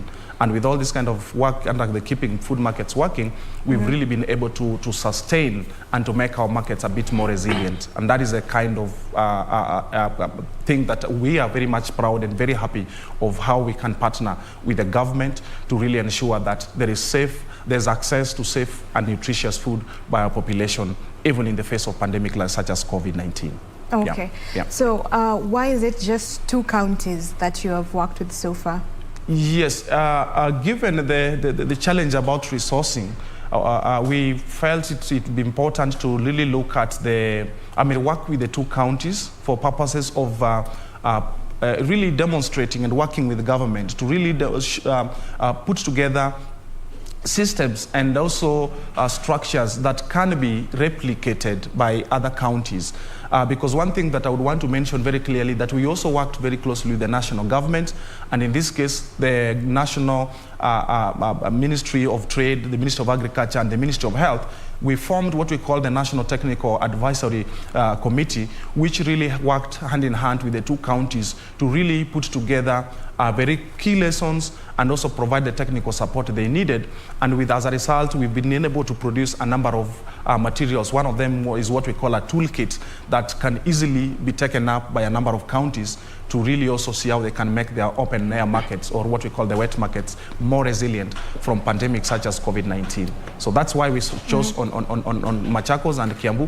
And also looking at the populations they serve, we realized that these two counties also really have some dynamics, because a lot of even Nairobi populations, some of them also live in these two counties. And therefore it means that really there's much need in those counties, as much as it will also be important to also have to work in Nairobi and other counties. Yeah.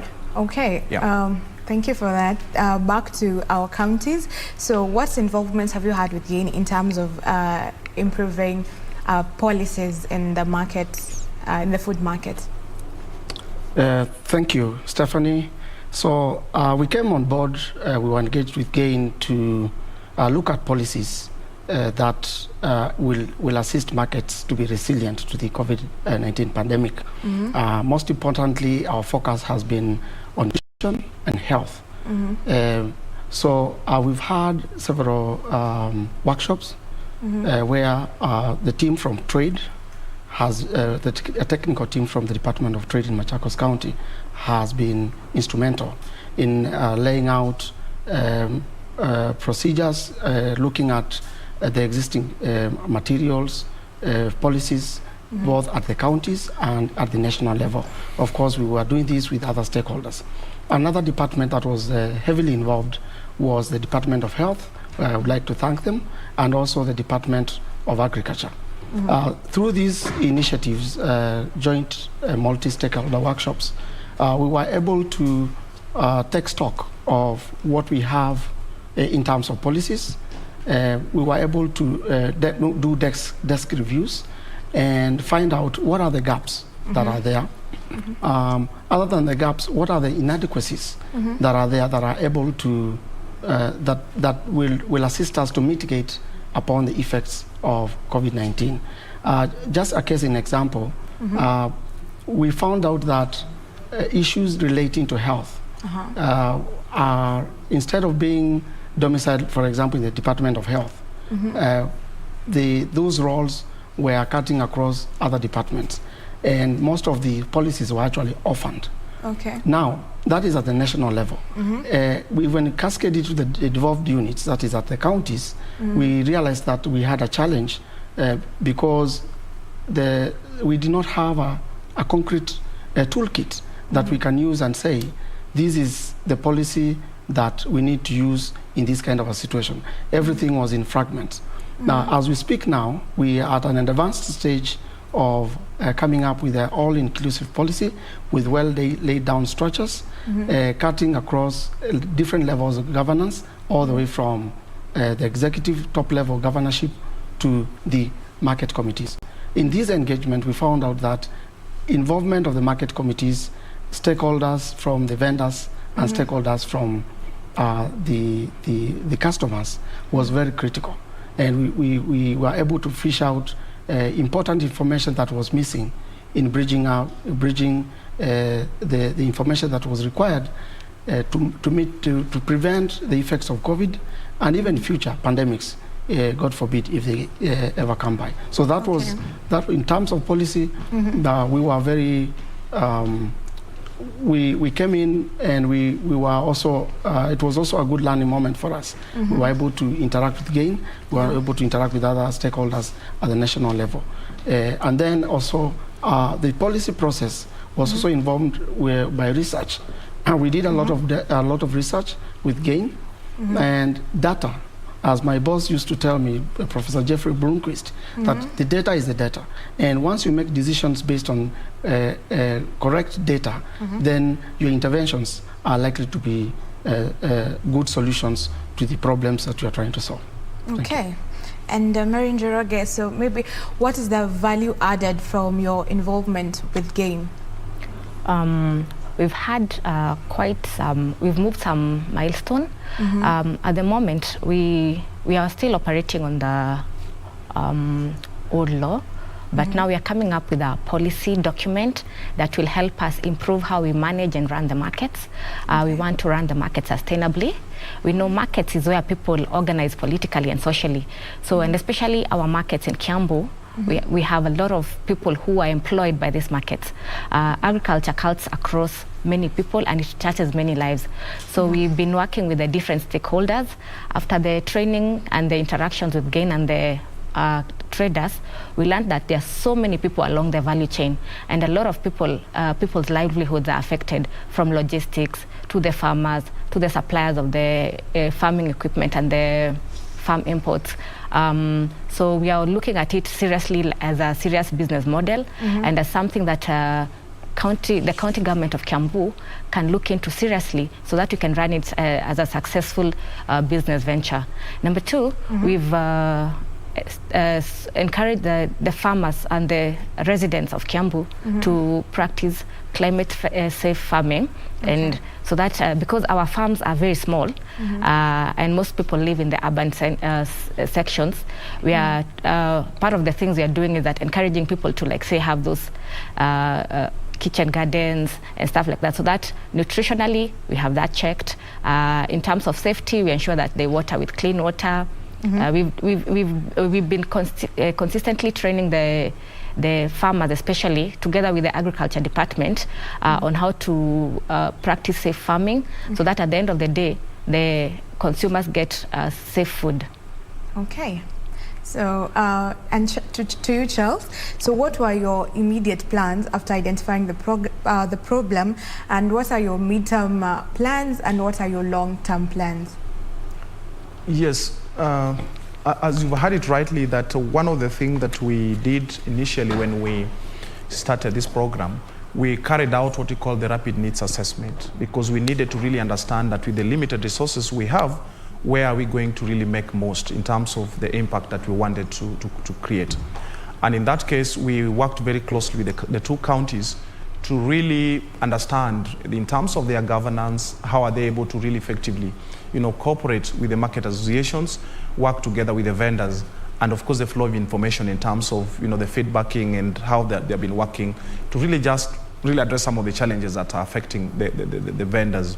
At the same time, also looking at the whole infrastructure and basically whether maybe they are able to really help these stakeholders in the market to avert any case of COVID-19. So what we did when we carried out this assessment, we realized that we needed to really help the vendors with what we call the personal protective equipment, where we supplied them with some face masks. We gave them the sanitizers.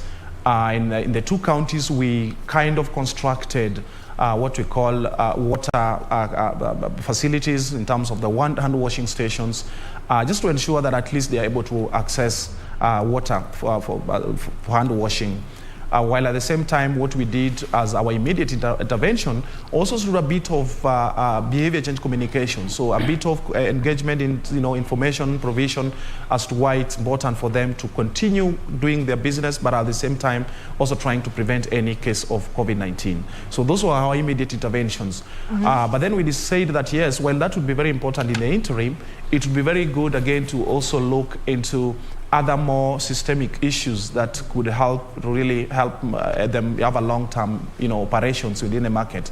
So again, went further and started doing a bit of what we call the market improvements, a bit infrastructurally. What we discovered is that when you look at the way the food is displayed in the market, others are selling, and in most markets you'll see the food is just displayed on the ground, or sometimes you realize that even the way the food is handled hygienically, you discover that really there's something that needs to be done. And knowing very well that COVID-19 is a disease that was passed by contact from one person to the next, you realize that that's an area we needed to intervene on. So with all this, in terms of infrastructure improvement, we really kind of inspired the vendors, because then they would find that, especially where even some toilets were broken down, we helped, fixing. And also, as I've said, cases where we had, food displayed on the ground, we had to do a bit of construction of some display tables, slabs and all that.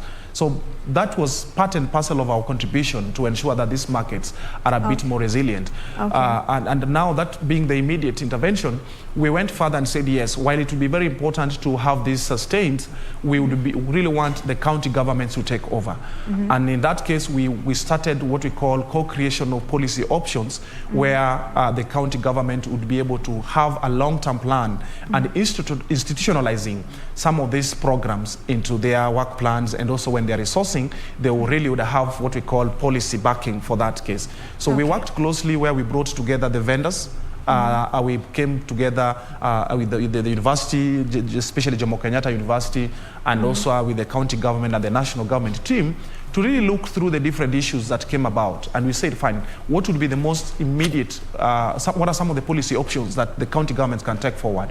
One is the food safety issue, is a major concern, because as I've said, water is a challenge in most of our markets. The other thing is post-harvest handling of food in the markets, issues to do with even cold storage to keep the food fresh for a longer time. Those are issues that we feel the county governments can take forward, and also messaging and consistently trying to provide information in terms of how they can keep the food safe within the markets. The other options, as I've said, were to do with long-term infrastructural improvements, which county governments are currently doing, but we feel they need to do more in terms of being very deliberate and ensuring that our markets are smart, and smart in the sense that they can now start thinking like installing cold rooms, looking at providing maybe even lactation rooms for vendors who are lactating. Like we are, a lot of our mothers go to market with their children, but then how do they now manage, business at the same time also attending to their children? So those are the kind of concepts that we are trying to bring on board, including adopting solarization so that they can tap more into the energy and ensuring that our markets can work 24 hours and all that. So those are what we call the long-term vision for our markets. And more importantly, again, the waste management in our markets is serious, and it's a major concern, because a lot of food waste are generated from our markets, but the way it's managed, it's not been very effective, and therefore it requires a bit of policy backing and also resourcing, so that at least we either recycle or find a way in which we can do a bit of what we call these days regenerative agriculture, or kind of recycling of some of the waste, so that then we can reduce as much of that as possible. So that is a part of the policy work that we are carrying forward in these two counties, and also nationally. Thank you. Thank you. Those are some great policies there, and I know that our food market will be better as time goes and as the county and national government work together. That is a good place to probably put a cap on this particular conversation, as time has run out, but it has been a great conversation with you all. Thank you for coming on board. This is the conversation on keeping food markets working during the pandemic, and we've had Dr. Mutunga, we have Mary Njoroge, and we have Charles Opio talking to us. That is it from this conversation. Much more to come. Keep it locked. See you after the break.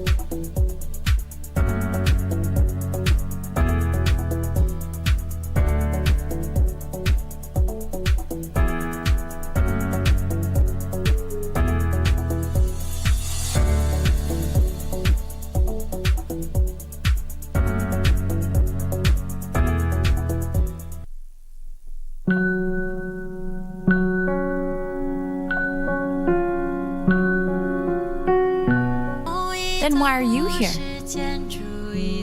I was hoping you'd be here. I could never get enough of you. How could I get sick of my honey? You can rein it in before I get sick. I have a particular taste.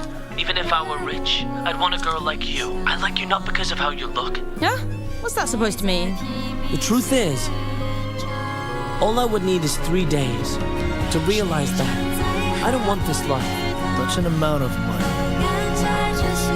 really motivate a man. Could totally change him.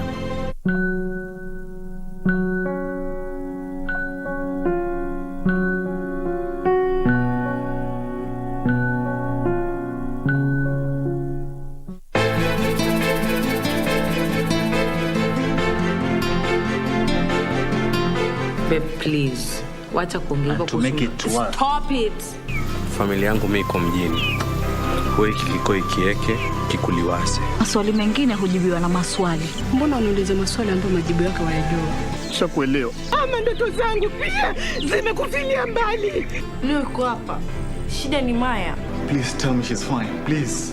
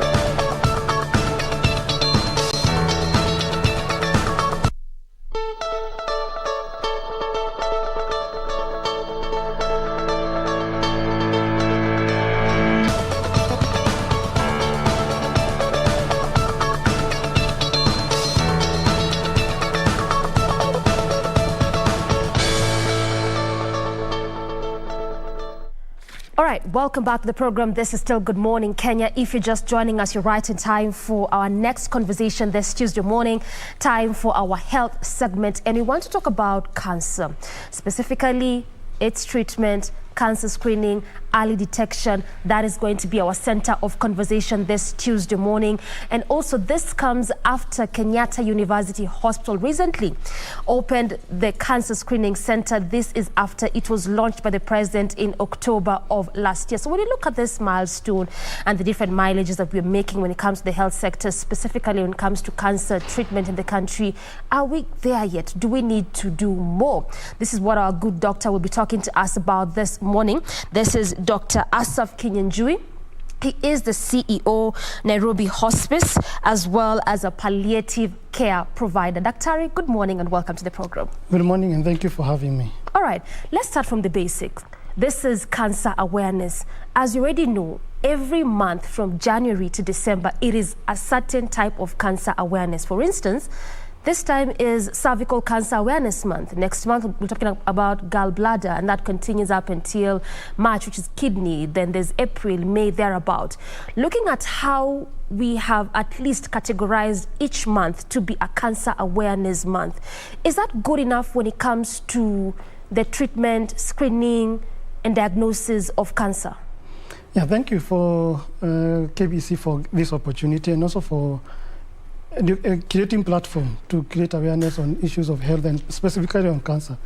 As you are aware, in the country we are having a big burden of this disease, and having months to discuss this illnesses creates an opportunity for people to be aware and also to take appropriate actions to ensure that they're able to go for early screening and they're also able to seek treatment early in advance.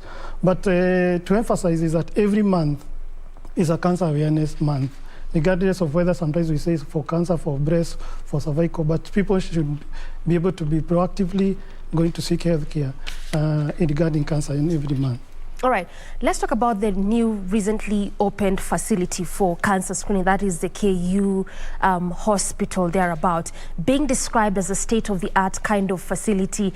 Again, just still on that point of milestone and mileages. Are we there yet now? Because there's a lot of effort that the government is putting into place to try and ensure that at least, much as we talk about cancer deaths, we don't record as much as high as we are currently doing. Looking at just that alone, the new opened facility, does it make us to say now at least we are there yet, or we need to even do more? We usually like criticizing government, and especially us who are in the sort of the private or community setup. But we also need to appreciate the milestones the government has done. One, the Ministry of Health has set a program that specifically deals on cancer issues. That is a National Cancer Control Program. Recently, we also set up an institute that looks at now cancer issues from the policy perspective. Now that's the National Cancer Institute.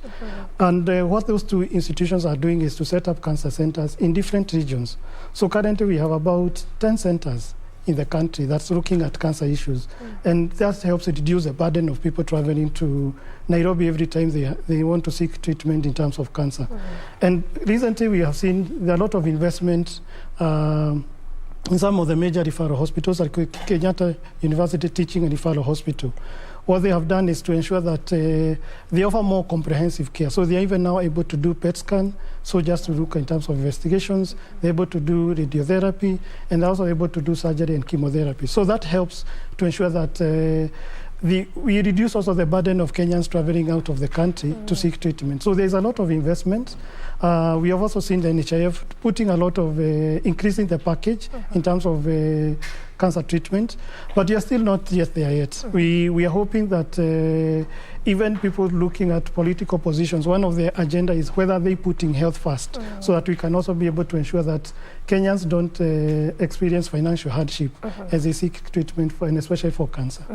I like the fact that you're saying we are making good milestones and we shouldn't be so quick to judge and criticize the government, but you also say on the flip that we are not there yet. Yes. Now, when you look at the cancer burden, and even speaking about us not being there yet, yes, you're coming up with state-of-the-art kind of facilities, like for in the recent kind of the facility that has been opened up at KU is being described as a state-of-the-art kind of facility with good equipment. But this still does not stop Kenyans from seeking services, as you mentioned, in Nairobi, or even going to India. Now, India is being termed as a medical tourism hub because it's the quickest place for one to think anytime they have chronic kind of ailments or even kind of illnesses. What is India doing that we are not doing as Kenyans or even Africans that it has to become a medical tourism hub? Yeah, that's a good question. In the past, I would admit that as a country, we lagged behind in terms of setting up equipment and facilities that are able to take care of our population. And that led to a lot of challenges. But recently what the government has done is also to ensure that we have a lot of professionals, because that was one of the biggest challenges, that you will find a country we only have about 5 or less than 10 oncologists. But there is a program that is being done by University of Nairobi and other universities to ensure we have experts in the country who are able to make treatment. And also now what also the government is doing also to ensure that their facilities are able to take care of major cancer issues and management at the county level. So you'll find if you want to walk into your county referral hospital, they'll be able to do most of the screening because they have enough expertise, they have the equipment, and also they'll be able to initiate some of the treatments. Issues like surgery, you don't have to come all the way to Nairobi, you don't have to go to India to seek treatment in terms of surgery. And you find even chemotherapy are now being even administered in the 10 cancer sites I mentioned. And that helps in terms of reducing the traffic and the burden. So there is a bit of milestone that Kenyans need to appreciate, that you don't have to really travel out of your county to seek treatment for cancer. Unless really maybe they require very specialized treatment, you'll be able to get most of your support within your county. Yeah. So it means that we need to also trust in our systems. Exactly. And I'm happy that the governors are also now doing that. And we have seen some governors even now creating some sort of public confidence by seeking healthcare in their own county referral facilities, because we also need to start having faith in our facilities and also trusting our institutions and looking at better ways of strengthening them to offer the best quality care. That way we'll be able to improve our services and ensure that we also reduce the burden and the struggles of Kenyans moving from one country to another or from one country to another seeking treatment. All right. Now, when you look at exactly what is happening. You know, services even being deployed to the counties, health becoming devolved, government trying to come up with new systems and facilities that at least is going to help the health sector and the health system. Cancer is still a burden in this country.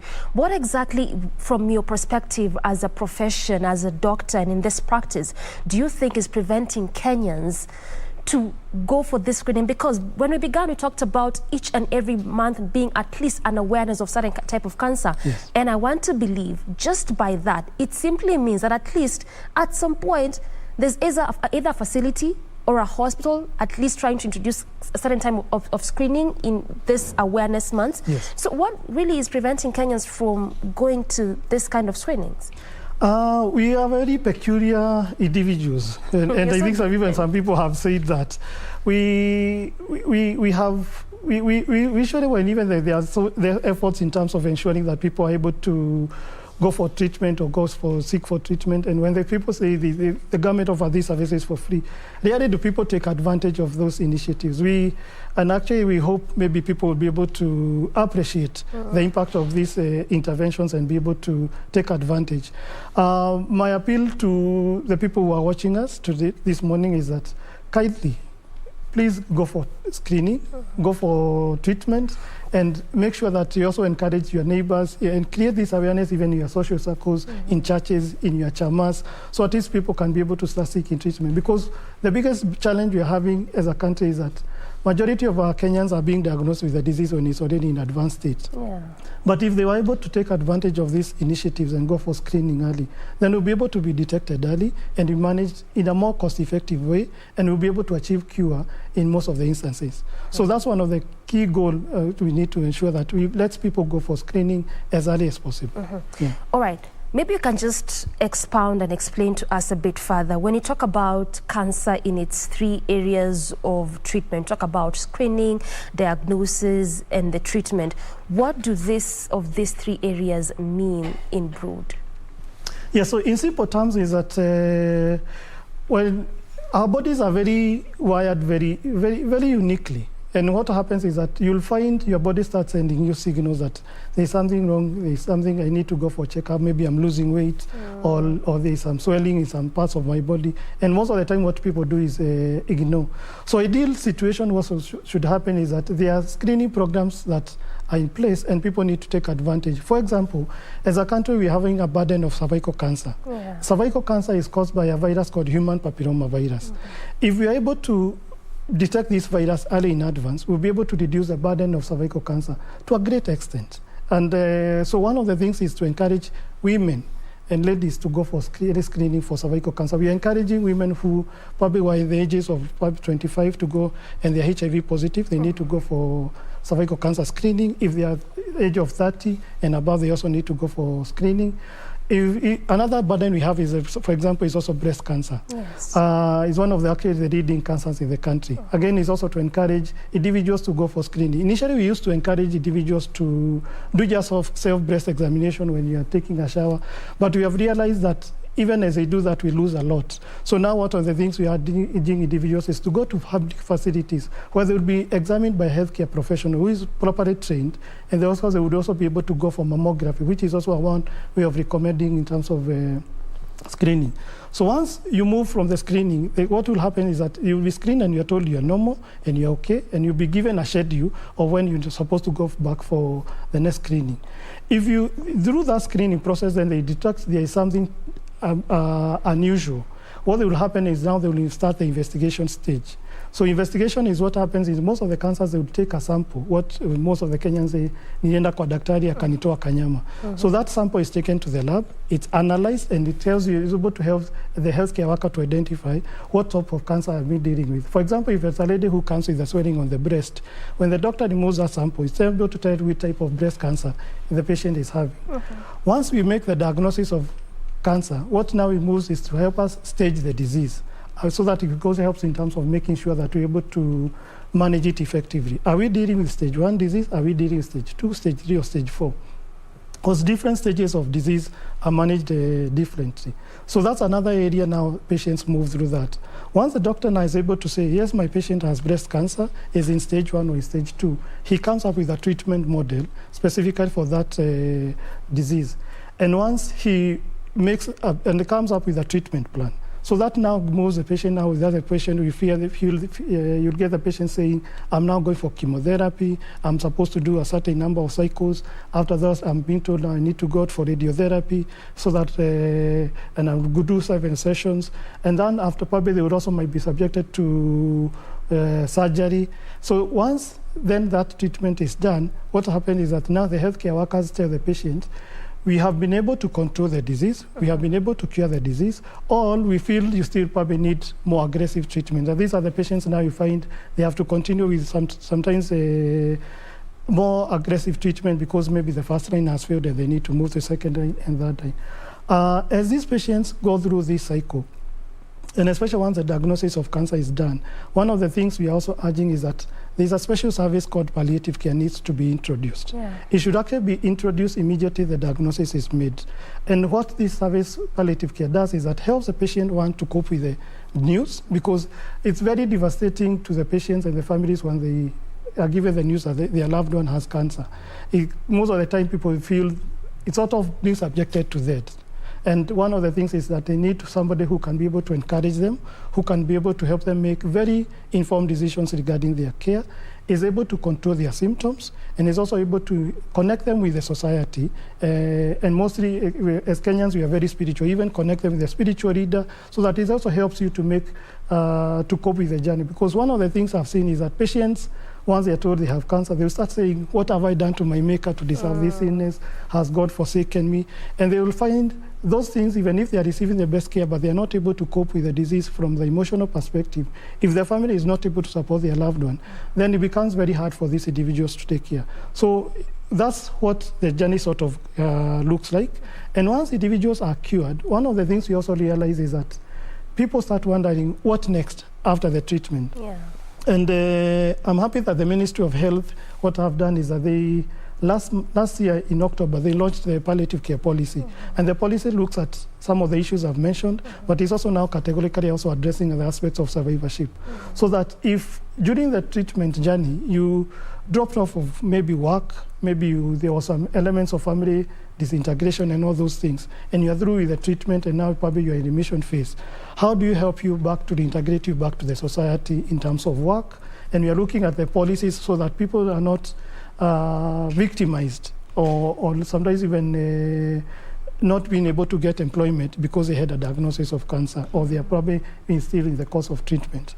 So that's another area which we feel the policy will be able to address, so that at least individuals are sort of given a package that looks at the issues from a holistic perspective. Very well explained. Now, as you advance the conversation, we'll definitely talk about palliative care, but let's come back a bit, because while you were even talking to us about those 3 stages, trying to understand what is cancer screening, diagnosis, as well as treatment, in between you threw what we call the most prevalent kind of cancers. Yes. You talked about breast cancer, and also there's prostate cancer. Yes. And this is allied to the 2 genders, breast for female and prostate for males. We're talking about different kind of cancers. I mean, for us to be having every month subjected or dedicated to a certain kind of cancer, clearly there's quite a number of them. Yes. So what is so peculiar or different about these 2 types of cancers, whereby breast cancer has to be more prevalent in women and prostate cancer prevalent in men? Okay.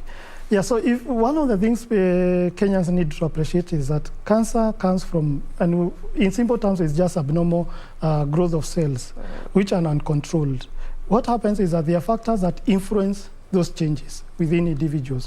One is your gender. So if you're a man, definitely you have the prostate, so you have higher chances of developing prostate cancer. While women have cervix, and therefore they have higher chances of developing cervical cancer. But breast cancer, we need to appreciate that affects both genders, men and women. And therefore even men, when you feel there is abnormal swelling on your chest, you need also to get checked, because actually breast cancer is more aggressive in men. So also the other... Really? Yes, breast cancer is very aggressive in men than in women. because we have very limited breast tissue, and therefore when it happens, by the time we are making the diagnosis, in most of the time is usually in advanced stages. So obviously, just before we continue, that dispels any kind of thought that breast cancer is just a women kind of cancer. It's a both genders affair. All right. Yes. Okay, keep on. Yes, so the other bit we need also to appreciate is that there are some cancers which are more common in children, and we have seen like the cancers which are affecting the lymph nodes, the lymphomas or the leukemias, you might find they are more common in children, while in elderly, when adults, then you find the common cancers we are talking of the breast, the cervical, the cancers affecting the digestive system, the stomach, the colorectal. And when you grow older, then some of those cancers then they tend to reduce, and then you find individuals now getting some getting skin cancers and such. So age plays a role in terms of what type of cancer. Your gender plays a role in which type of cancer you might be able to get, and sometimes also your race.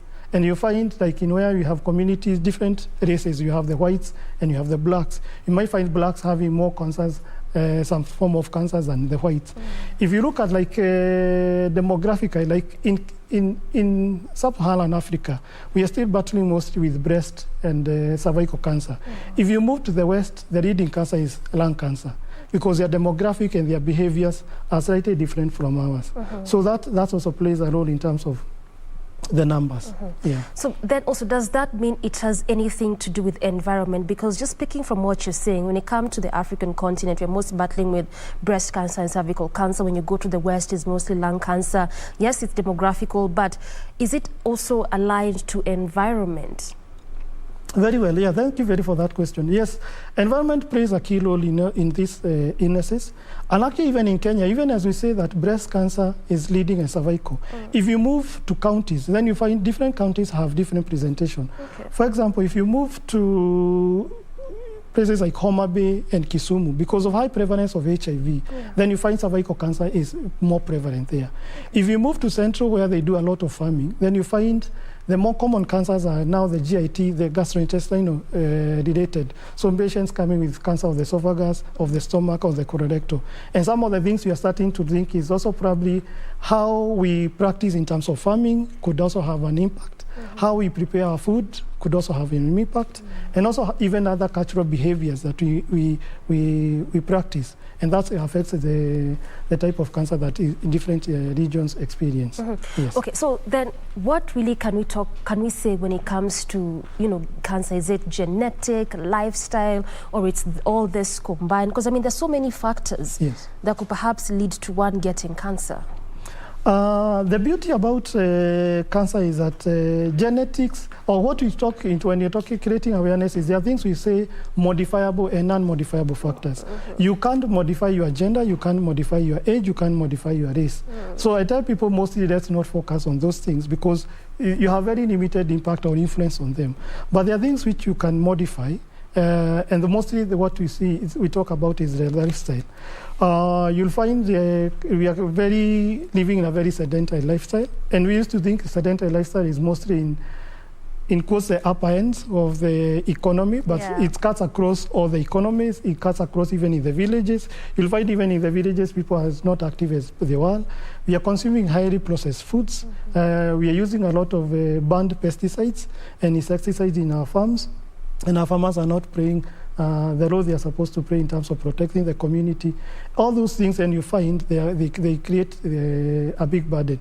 So to a big extent, cancer actually is caused mostly by almost 70% of the cancers are caused by modifiable factors. So if we are able to address the things which we have control over, we are able to reduce the burden of cancer by almost 70%. Yes. And the things which you have control over is the kind of foods that we eat. Our lifestyle, the use of tobacco, use of alcohol, and all those things. And actually what I would actually urge mostly, because I've seen in about the last 3 or so years, there's a high increase in use of tobacco in this country. The youth are using tobacco in different ways, thinking it's very fun to do it. They are smoking, they are inhaling, they are using it as shisha and all other forms. And what my worry is that tobacco is associated with many cancers. And if we continue with that sort of lifestyle, as a country, we are going to have high numbers in the coming years that we'll not be able to deal with. The other bit is also that as we talk about some of these cancers are also sort of sexually related. the human papillomavirus is transmitted sexually. We used to think before is that only cervical cancer is associated with the human papillomavirus, but we are now seeing cancers affecting like the anus, the esophagus, the mouth, and therefore people need to be ensured that they also practice safe sex. So stick to one partner, and also, and I know this is a very morning early show, so. But also people also need to use the organs as they were supposed to, and not to be very explorative, because that predisposes cancers to spreading to other areas. So if let's address the issues that we have control over, and we'll be able to reduce the burden of this disease. Yes. I mean, it's a morning show, but it's also an informative kind of conversation. Yes. All right. Now, let's go back a bit. We talked about environment. We talked about cancers that are predominant to males and females. Let's talk a bit about race, because again, when we talk about prostate cancer, research shows that 1 in every 10 men have a possibility of getting prostate cancer, and it's mostly on men coming from the black origin, or if you may, Africans, or the black kind of spectrum. What does this say about blacks and prostate cancer? Why is it just this kind of persons or people? Yes, very good question. So one of the things we look at the race is also how our DNA is structured and how it influences the replication of cells. So you find in blacks, as you said here, we have high prevalence of cancers like the prostate, and mostly it's to do with how our DNAs interpret the signals and predisposes individuals to some of the cancers. If you look at the whites, then they have big challenges with skin cancers, because one of the things is their race, they don't have a lot of protective mechanisms like us we have with the blacks and the melanin and such. So one of the things I would urge men of 40 years and above is that they need to be aware that we are at a higher risk of developing prostate cancer, and they need, if they notice there is any changes with their urinary pattern, maybe there is blood, maybe there is hesitance in terms of passing urine, or they pain when they are passing stool and urine, they need to go and get checked. Because one of the things also we need to also to be aware is that even if we are talking about that prostate cancer is very prevalent, we don't do mass screening for prostate cancer like we do for breast and cervical. Because one of the things we also we realize is that mass screening for prostate cancer causes a lot of harm to the individuals, and most of the time doesn't give a true picture of the disease. So we have to individualize even screening for prostate cancer to ensure that we handle the community as it's supposed to. Yes. Clearly, that's why when you began, you said that yes, we are making some moves, but clearly there's still a lot we need, and not just for the government, even just from us as from an individual kind of perspective. All right, and obviously we can't finish this conversation without talking about the palliative care. Let's just talk about the basics of it. At what point should a patient go for this kind of care? And maybe even before we get there, you can begin by telling us what exactly this care is all about, and then at what point should a patient get this kind of service? Okay. Thank you very much. So palliative care is a specialized care which has been recognized by World Health Organization. It's looked at the holistic aspect of individual. So what happens is that if, an example, if a cancer patient, we want to look at you from the disease perspective. What changes has it caused in your body, and how do we manage those changes in terms of symptoms? A lot of patients report that when they have cancer, they have experience a lot of pain, and other symptoms, maybe they have nausea, they have weaknesses. So the palliative care providers address aspects of pain and such. Again, what we also do is that we help the patient and the family members to cope with the disease. So we do a lot of counseling and psychosocial support. So individuals are able to cope with the news, and they're also able to make informed decisions. Again, also we bring in the spiritual leaders. So again, they are also to be able to provide some spiritual support. We also now be able to introduce the legal support, because as you battle the disease, you might find yourself in situations where you need to make legal decisions regarding your care. So the palliative care providers look at the individual from that holistic perspective. And remember, it's also offered to both adults and children. So most of the time we forget children that require their symptoms to be controlled. They need to be counseled. They need also to be connected with their maker, and they need to be guided so that they can make well-informed decisions. And it should actually start at the point of diagnosis. So immediately we make a diagnosis of cancer, for example, you need also to introduce these individuals to the palliative care providers. But I need also to mention that palliative care goes beyond cancer, because we also look at other life-threatening illnesses. So if you have challenges with that your organs are failing, if you have HIV, if you have advanced TB, you'll all need to come to the palliative care team for or that specialized care. So it means it takes a community to provide this kind of service. What has been your experience as a palliative care provider dealing with patients, and especially cancer patients? It's very overwhelming, and one of the things which I have weak experience is that most of our cancer patients is that they are left to walk the journey alone. They will walk to, let's say for oncologist, he will give them diagnosis using very heavy medical terms and jargons that they are not able to interpret and synthesize and be able to understand what they are suffering. So when they come to us as a palliative care providers, first we're able to make sure that they understand what they are dealing with as a disease perspective and where the disease is at. The next thing is that you realize that most of these patients, once the diagnosis is done, family members pull out, friends pull out.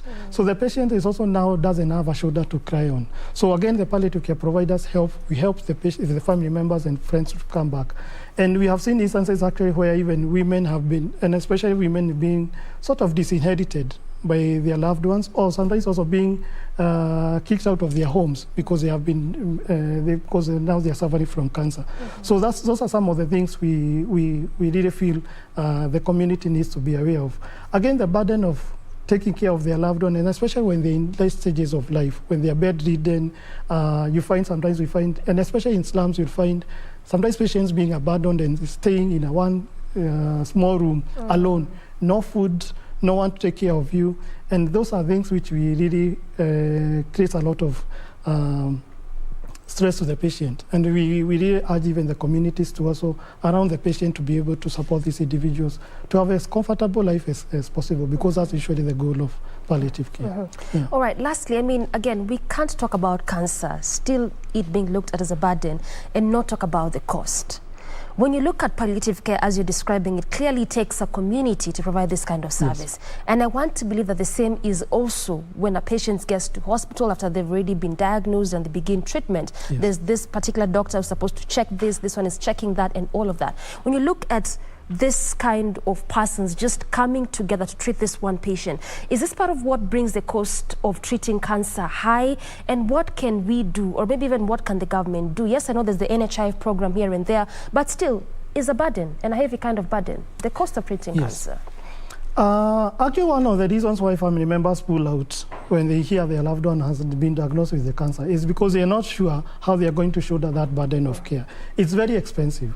One of the things we are trying to urge the government is to, in line with the universal health coverage, is to consider palliative and oncology care part of that package, so that once you are diagnosed with a disease, then you walk into a healthcare system and you get the care for free. And I hope as we move to the new government, one of the things we need to push is that healthcare is at the center of the discussion, and universal health coverage is factored in as one of the manifestos for the next government, so that at least healthcare is free and is affordable to all. Yeah. So then can we say that it's actually not a death sentence? I have seen patients who have diagnosed with cancer 10 years ago. They are still alive and busy with going on with their life. So yes, cancer is not a death sentence. That's where I just wanted you to clarify for us. It is not a death sentence. Whether you've been diagnosed with it or not, there's still some room and hope to continue living. Exactly. All right, thank you so much, Daktari. This has been Dr. Asaf Kinyanjui, who is the CEO, Nairobi Hospice. He also doubles up as a palliative care provider, and he has been talking to us about cancer as a whole, the cancer burden, key in point trying to center and zero in on cancer screening and early detection. This is why we bring this conversation to a close, but Good Morning Kenya is not yet done. We still have plenty more on the other side of this break. Stay tuned.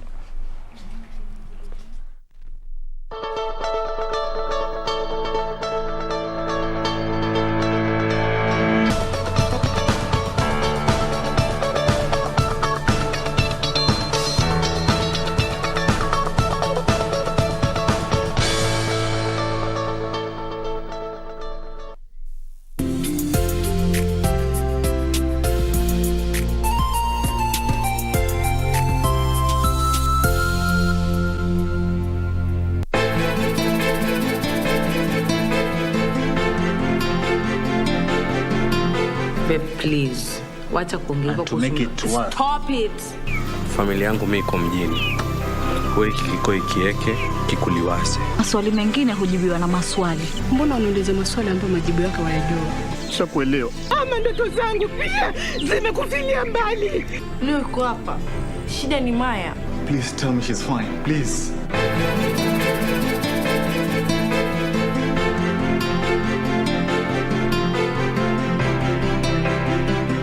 Mundos divididos por una sombra de traición. If you want my fingerprints, then call my attorney. I can tell you how things stand on certain things, Mariela, but giving you a copy of the file is something I can't do. That is enough. I do my job with surgical accuracy. Just remember what I did when I burned down Dr. Salvatierra's house. That didn't cause you any problems, and his death solved a whole bunch of other issues.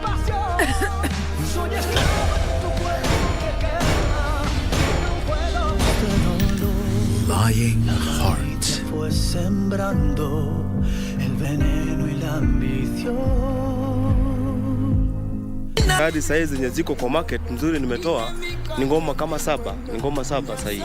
Najita jina lako nani? Rendi moko demini potasho. Na ndio mafans wangu wategee mambo moto kali kama ngoma zangu hiyo intie Dodani ni ngoma nimekuja nazo na ni ngoma zitawachangamsha mbaya sana. Likonyo gimana ireso gimana donge kana luongi yo kana moko chudo da donge tinga mal.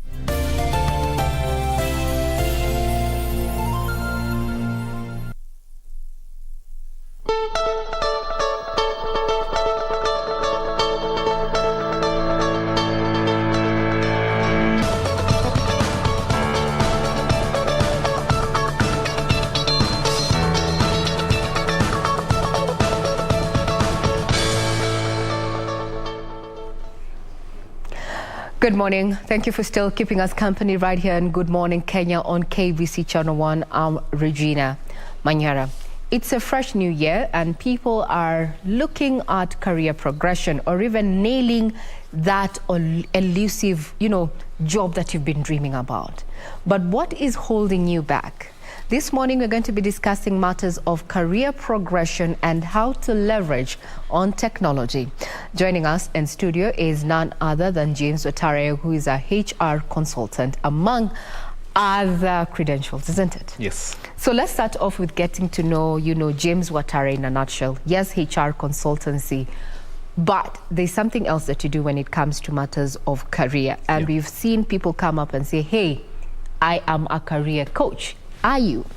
Yes, I am. My name is James Watare. I am a career coach. I am a LinkedIn expert. I also help people in optimizing their LinkedIn profile. So in short, I teach people what they were not taught in school. What we weren't taught in school. It's about time we got some pen and paper. We're ready to learn.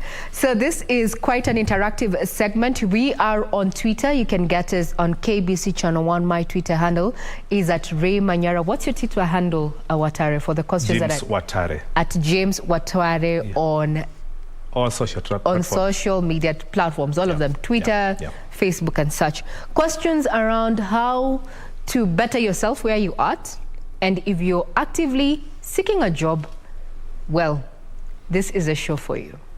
Let's hit the ground running. What is synonymous in the dailies that we have is adverts, opportunities. Yes. We are looking for X, Y, Z. However, the statistics indicate that our employment rate is at around 62%. Yes, and a majority of those fall in the bracket of youth. Why do you think that we are having so very many people yet unemployed, yet qualified? They have the requisite document, but they do not get the jobs. There are several factors why people are unemployed. One is because they fail to blood themselves in the workplace for them to be attractive to employers. Two is because they did very unattractive courses or courses that they don't like, which originated from the way they were selected. When going to campus, it is the computer that selects you, the courses that you are going to do. You go to the university, you realize that you can't change. You end up doing the same course for the 4 years. especially when you go to a public university, they're very notorious that it's very difficult to change. You get into a lecture hall, you are 1,000 of you, sometimes 4,000 in a hall, sometimes the mics are not even working, you can't hear. You end up borrowing notes during exam time, you just cram and pass exam. So we are producing a generation of crammers, exam takers, and not problem solvers. That's where the problem is starting. So now when they get out, they have no employability skills. So they become very unattractive to the employer because now they have to be retrained. And if they don't have the employability skill, which is a simple thing like communication skills, people, there are graduates who can't even draft a simple letter of correspondence or an email. There are people who cannot even communicate to the panel what they are going to bring to the company, even a simple question of like, tell us about yourself. That's a question. Actually, we're getting there. Those questions that you encounter during, a recruitment exercise. Yes. So what I've heard from you, Mr. Watare, is that not only are we looking at, we are not branding ourselves properly as active job seekers, or even people who are seeking to, progress in their careers. But we are also lacking the requisite skills courtesy of what we studied. Now, 2 remedies to that. Now, what are the remedies? Let's talk about the branding aspect before we get to, the skills. The branding aspect. How can we leverage on technology to give us a better platform? First is to know yourself. What are you good at?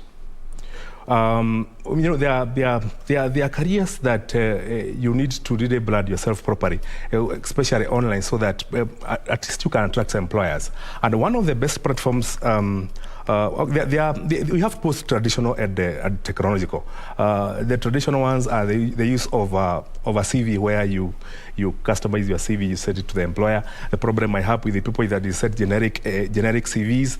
The same CV you send to IBC for whatever verification is the one you are sending to UN, is the one you are sending to Safaricom, is the one you are sending to the chief home to give uncle where. Hold up.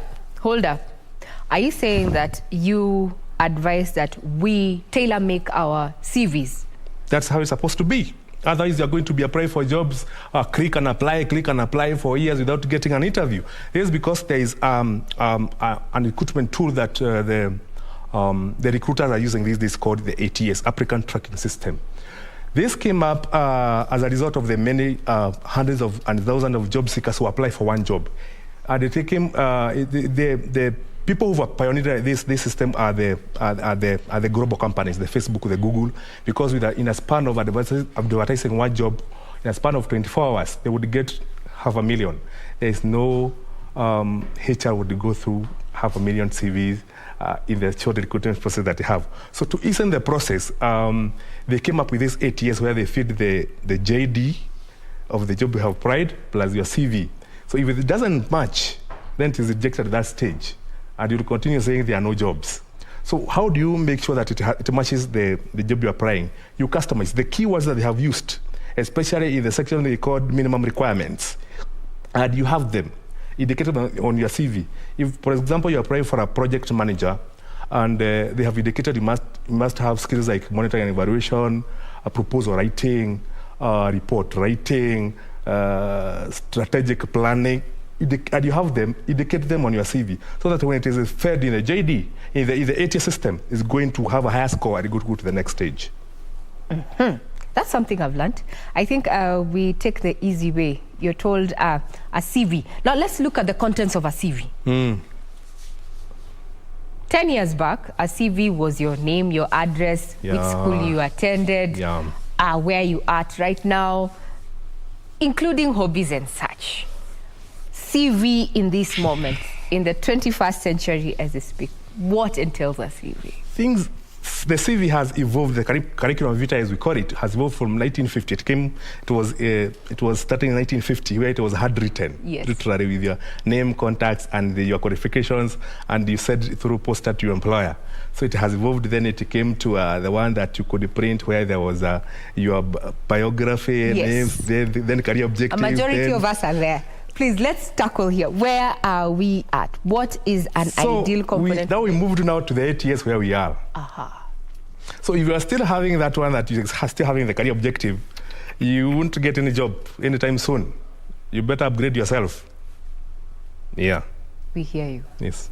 So we need to upgrade our CVs to meet the ATS. Yes, and that is where we are. Those are the emerging trends right now for job seekers. Yes. Now, there are the questions that you panelists, when you're facing a panel, recruitment panel, these are questions that a majority of Kenyans still can't answer. And this brings down to the issues that you raised. Lack of communication skills. You can have someone who is fully qualified, however, we cannot communicate how we can deliver or what you're bringing to the table. Give us the top 5 questions that are asked in an interview panel and how to go about it. Of course, the first question is tell us about yourself. That question, it doesn't matter whether you are going for a managerial job or a startup, it will come up at some point. Even if they frame it in a different way, it will still come up at some point. And how do I go about answering that? This question is very simple. It is not a time to regurgitate what is in your CV. It is not time to tell us which village you came from. It's not time to tell us you have how many sisters you have. It's not time to tell us how you suffered when you are going to school. It is not time to say that. So I teach people, there is 3 formulas that I teach people. A formula teach people so that they can't forget, because you keep repeating them or tell them, then it is easy for them to remember a formula. It is who I am. Who are you? Your name, your education, and your qualification. What are you good at? You tell the panel, now you're supposed to relate whatever is in the JD and your skills, so that then you can tell the panel what you are good at. In verbatim now. In verbatim, yeah. For example, I am recruiting for a job, communications manager somewhere. So ask me that question, I get it. We try and see if I've gotten that formula that you said. Who is Regina? Well, now that is it. That is it. The stagnation, when we are thinking about it.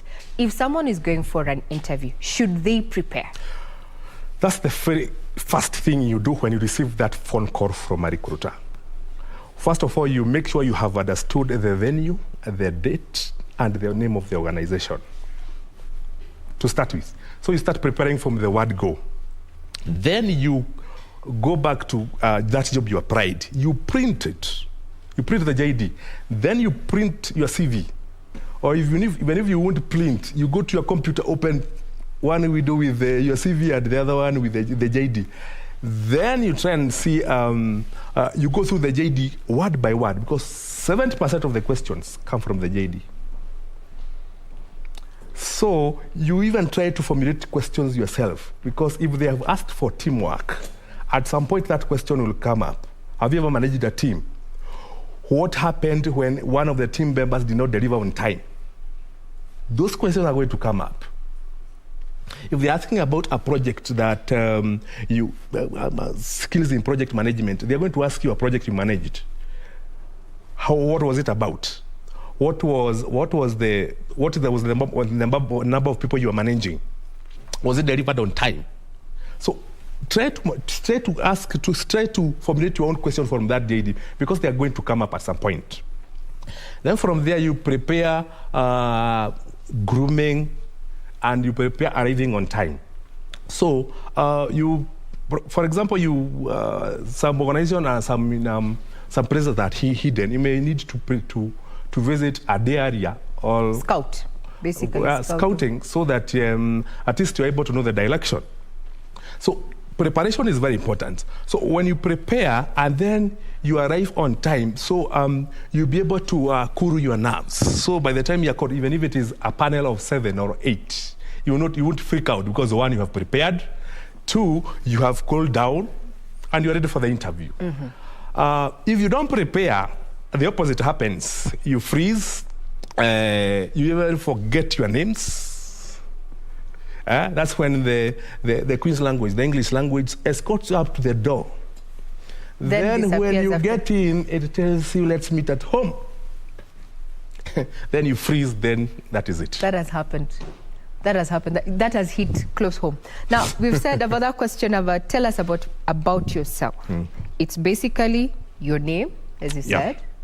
Try and match the JD to your qualification. Yes. What else? Add your relevant experience. And relevant experience. Relevant experience. Don't tell me about primary school, secondary school. They're talking about a master's degree in psychology and communication would be an added advantage. So that is what I go for. Yeah, if you did some clerk job for the IBC and there is a middle, senior level or middle level job, don't try going to the beginning, those side hustles that you did in your career.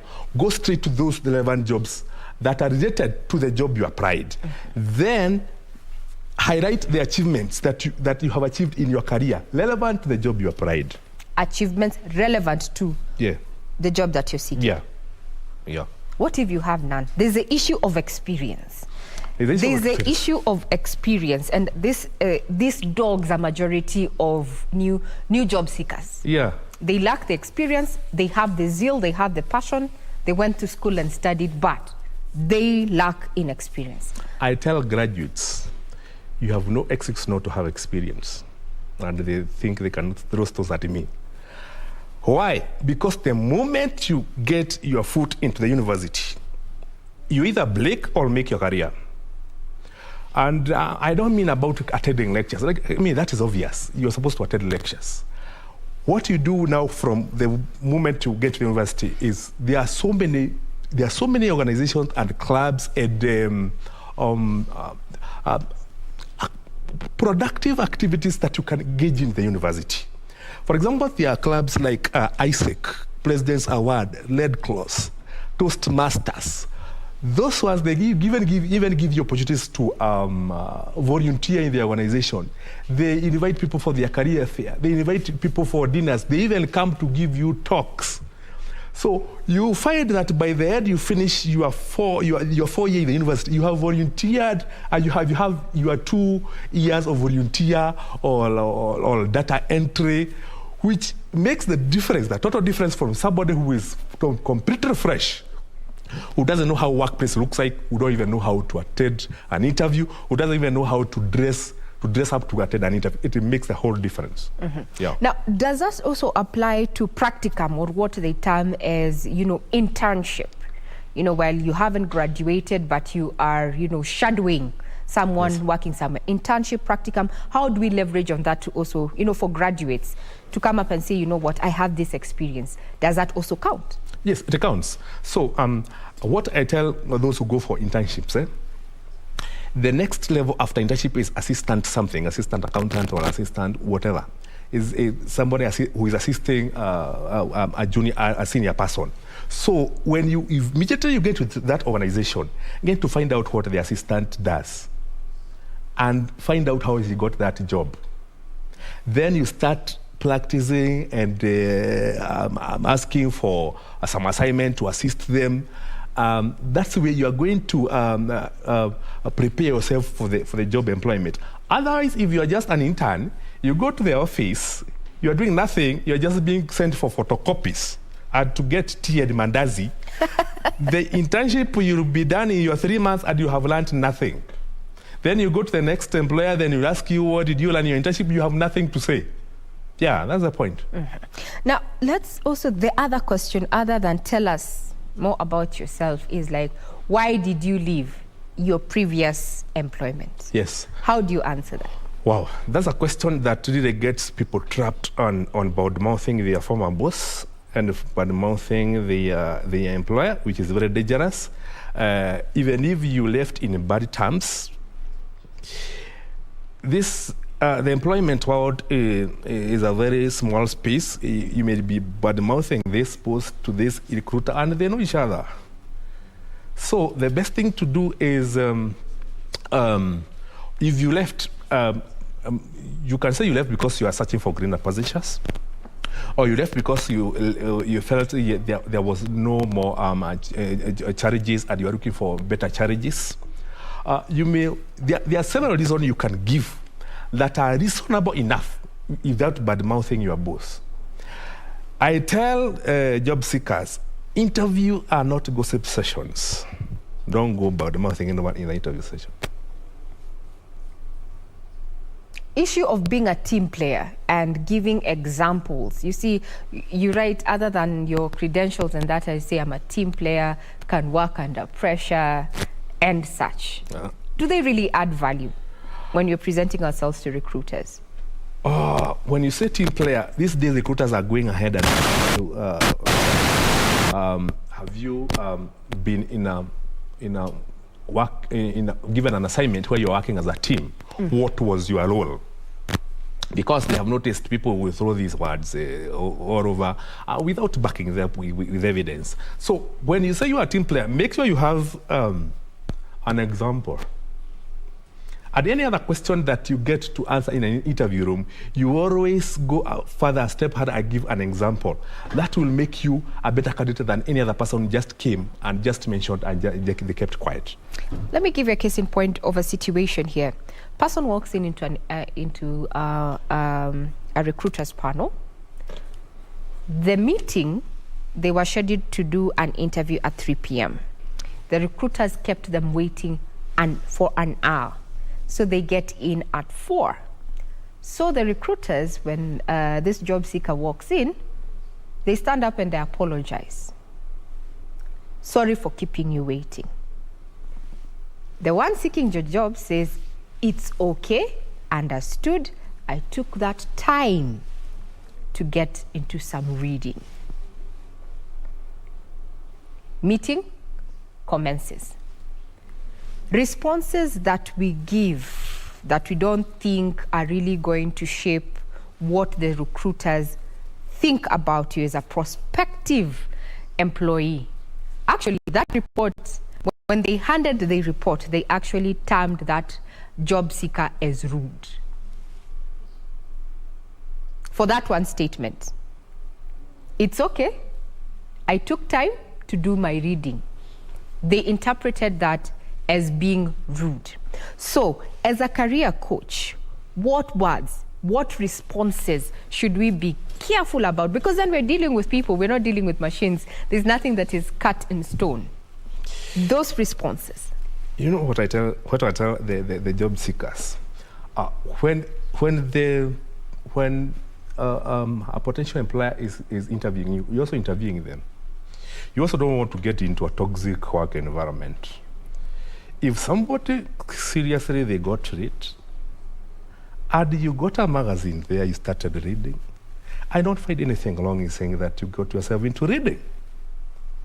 I don't find anything wrong about that. So I tell job seekers, when you're also interviewing the potential employer, you're able to see whether is it a conducive working environment, is it a toxic boss?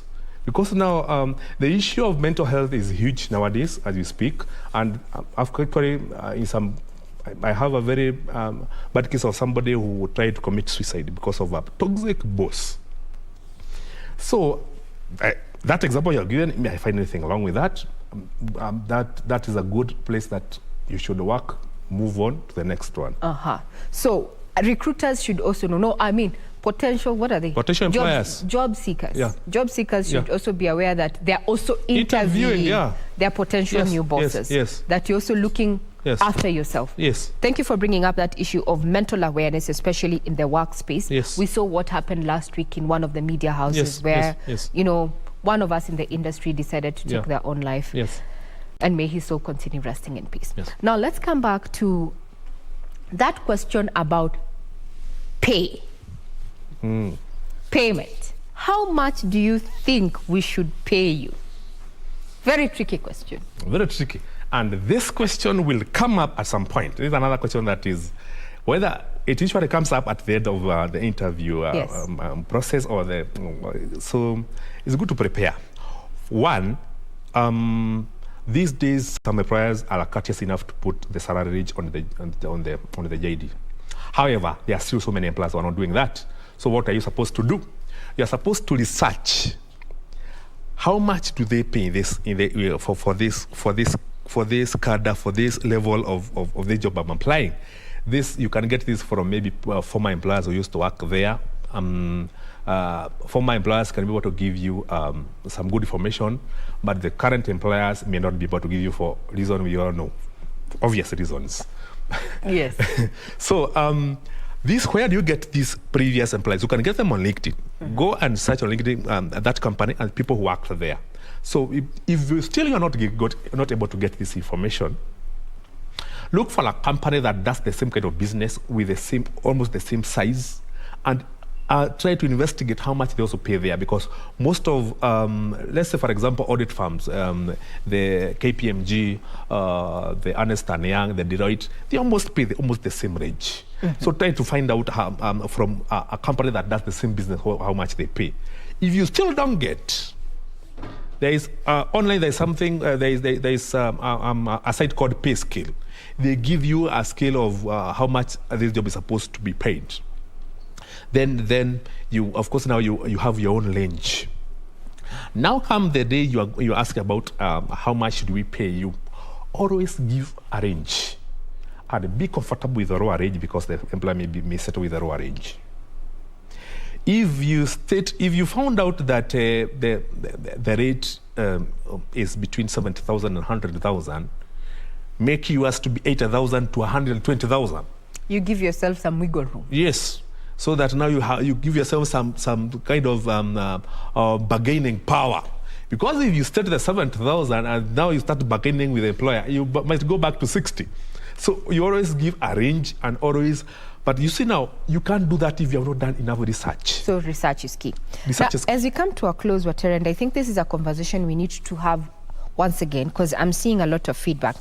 So one of our viewers is asking, does my social media platform influence how recruiters view me, potential recruiters will view me? Yes, it does. You know, we're on Facebook, we're on Instagram, we're on Twitter, we are all over. Does this influence, does it have an influence to potential recruiters? So social media is one of the way you brand yourself. Your branding is both online and offline. So whatever you say on social media, they say garbage in, garbage out. Out of the abundance of the heart, the mouth speaketh. So if you are the people going insulting people everywhere, then the employer will conclude that if you come to my workplace, you go to use the same vulgar language in the employment. Then they also start questioning your moral values.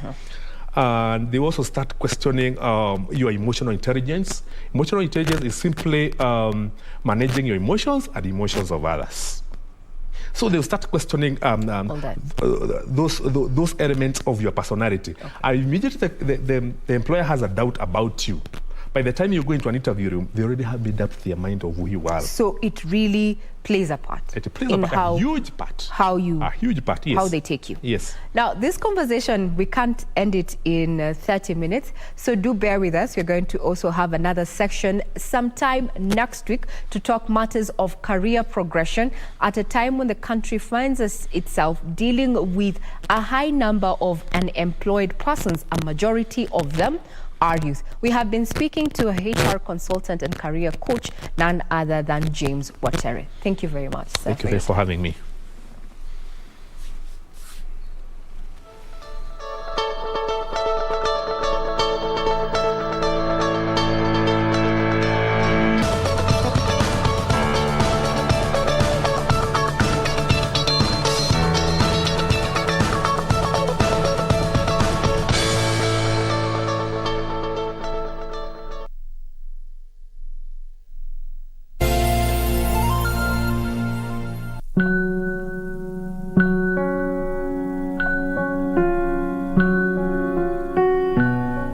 Then why are you here? I was hoping you'd be here. I could never get enough of you. How could I get sick of my honey? You can rein it in before I get sick. I have a particular taste. Even if I were rich, I'd want a girl like you. I like you not because of how you look. Huh? What's that supposed to mean? The truth is, all I would need is 3 days to realize that I don't want this life. Such an amount of money really motivate a man. Could totally change him.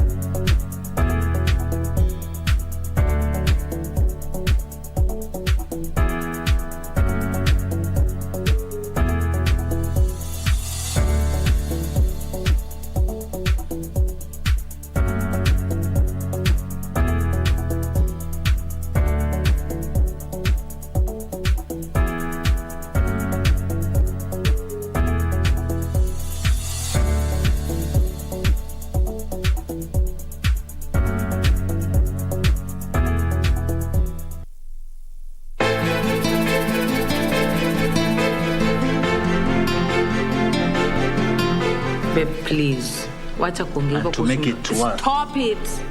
Familia yangu mimi iko mjini.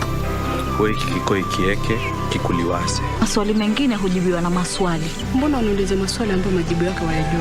Nishakuelewa. Ama ndoto zangu pia zimekufilia mbali. Leo uko hapa. Shida ni Maya. Please tell me she's fine. Please.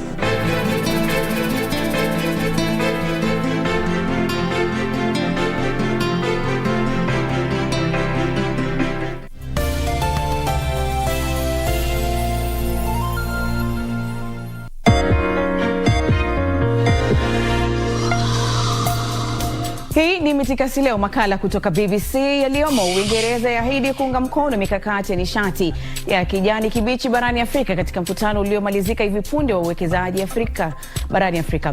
Baadaye tunaangazia njia za kuzuia kuenea kwa maambukizi ya virusi vya korona katika sehemu za kazi, na kisha tunakujuza jinsi wakulima nchini Tanzania wanavyochuma hela kutokana na uzalishaji wa zao la vanila. Mbashara kutoka Nairobi, Kenya. Karibu, alafu tuende kazi.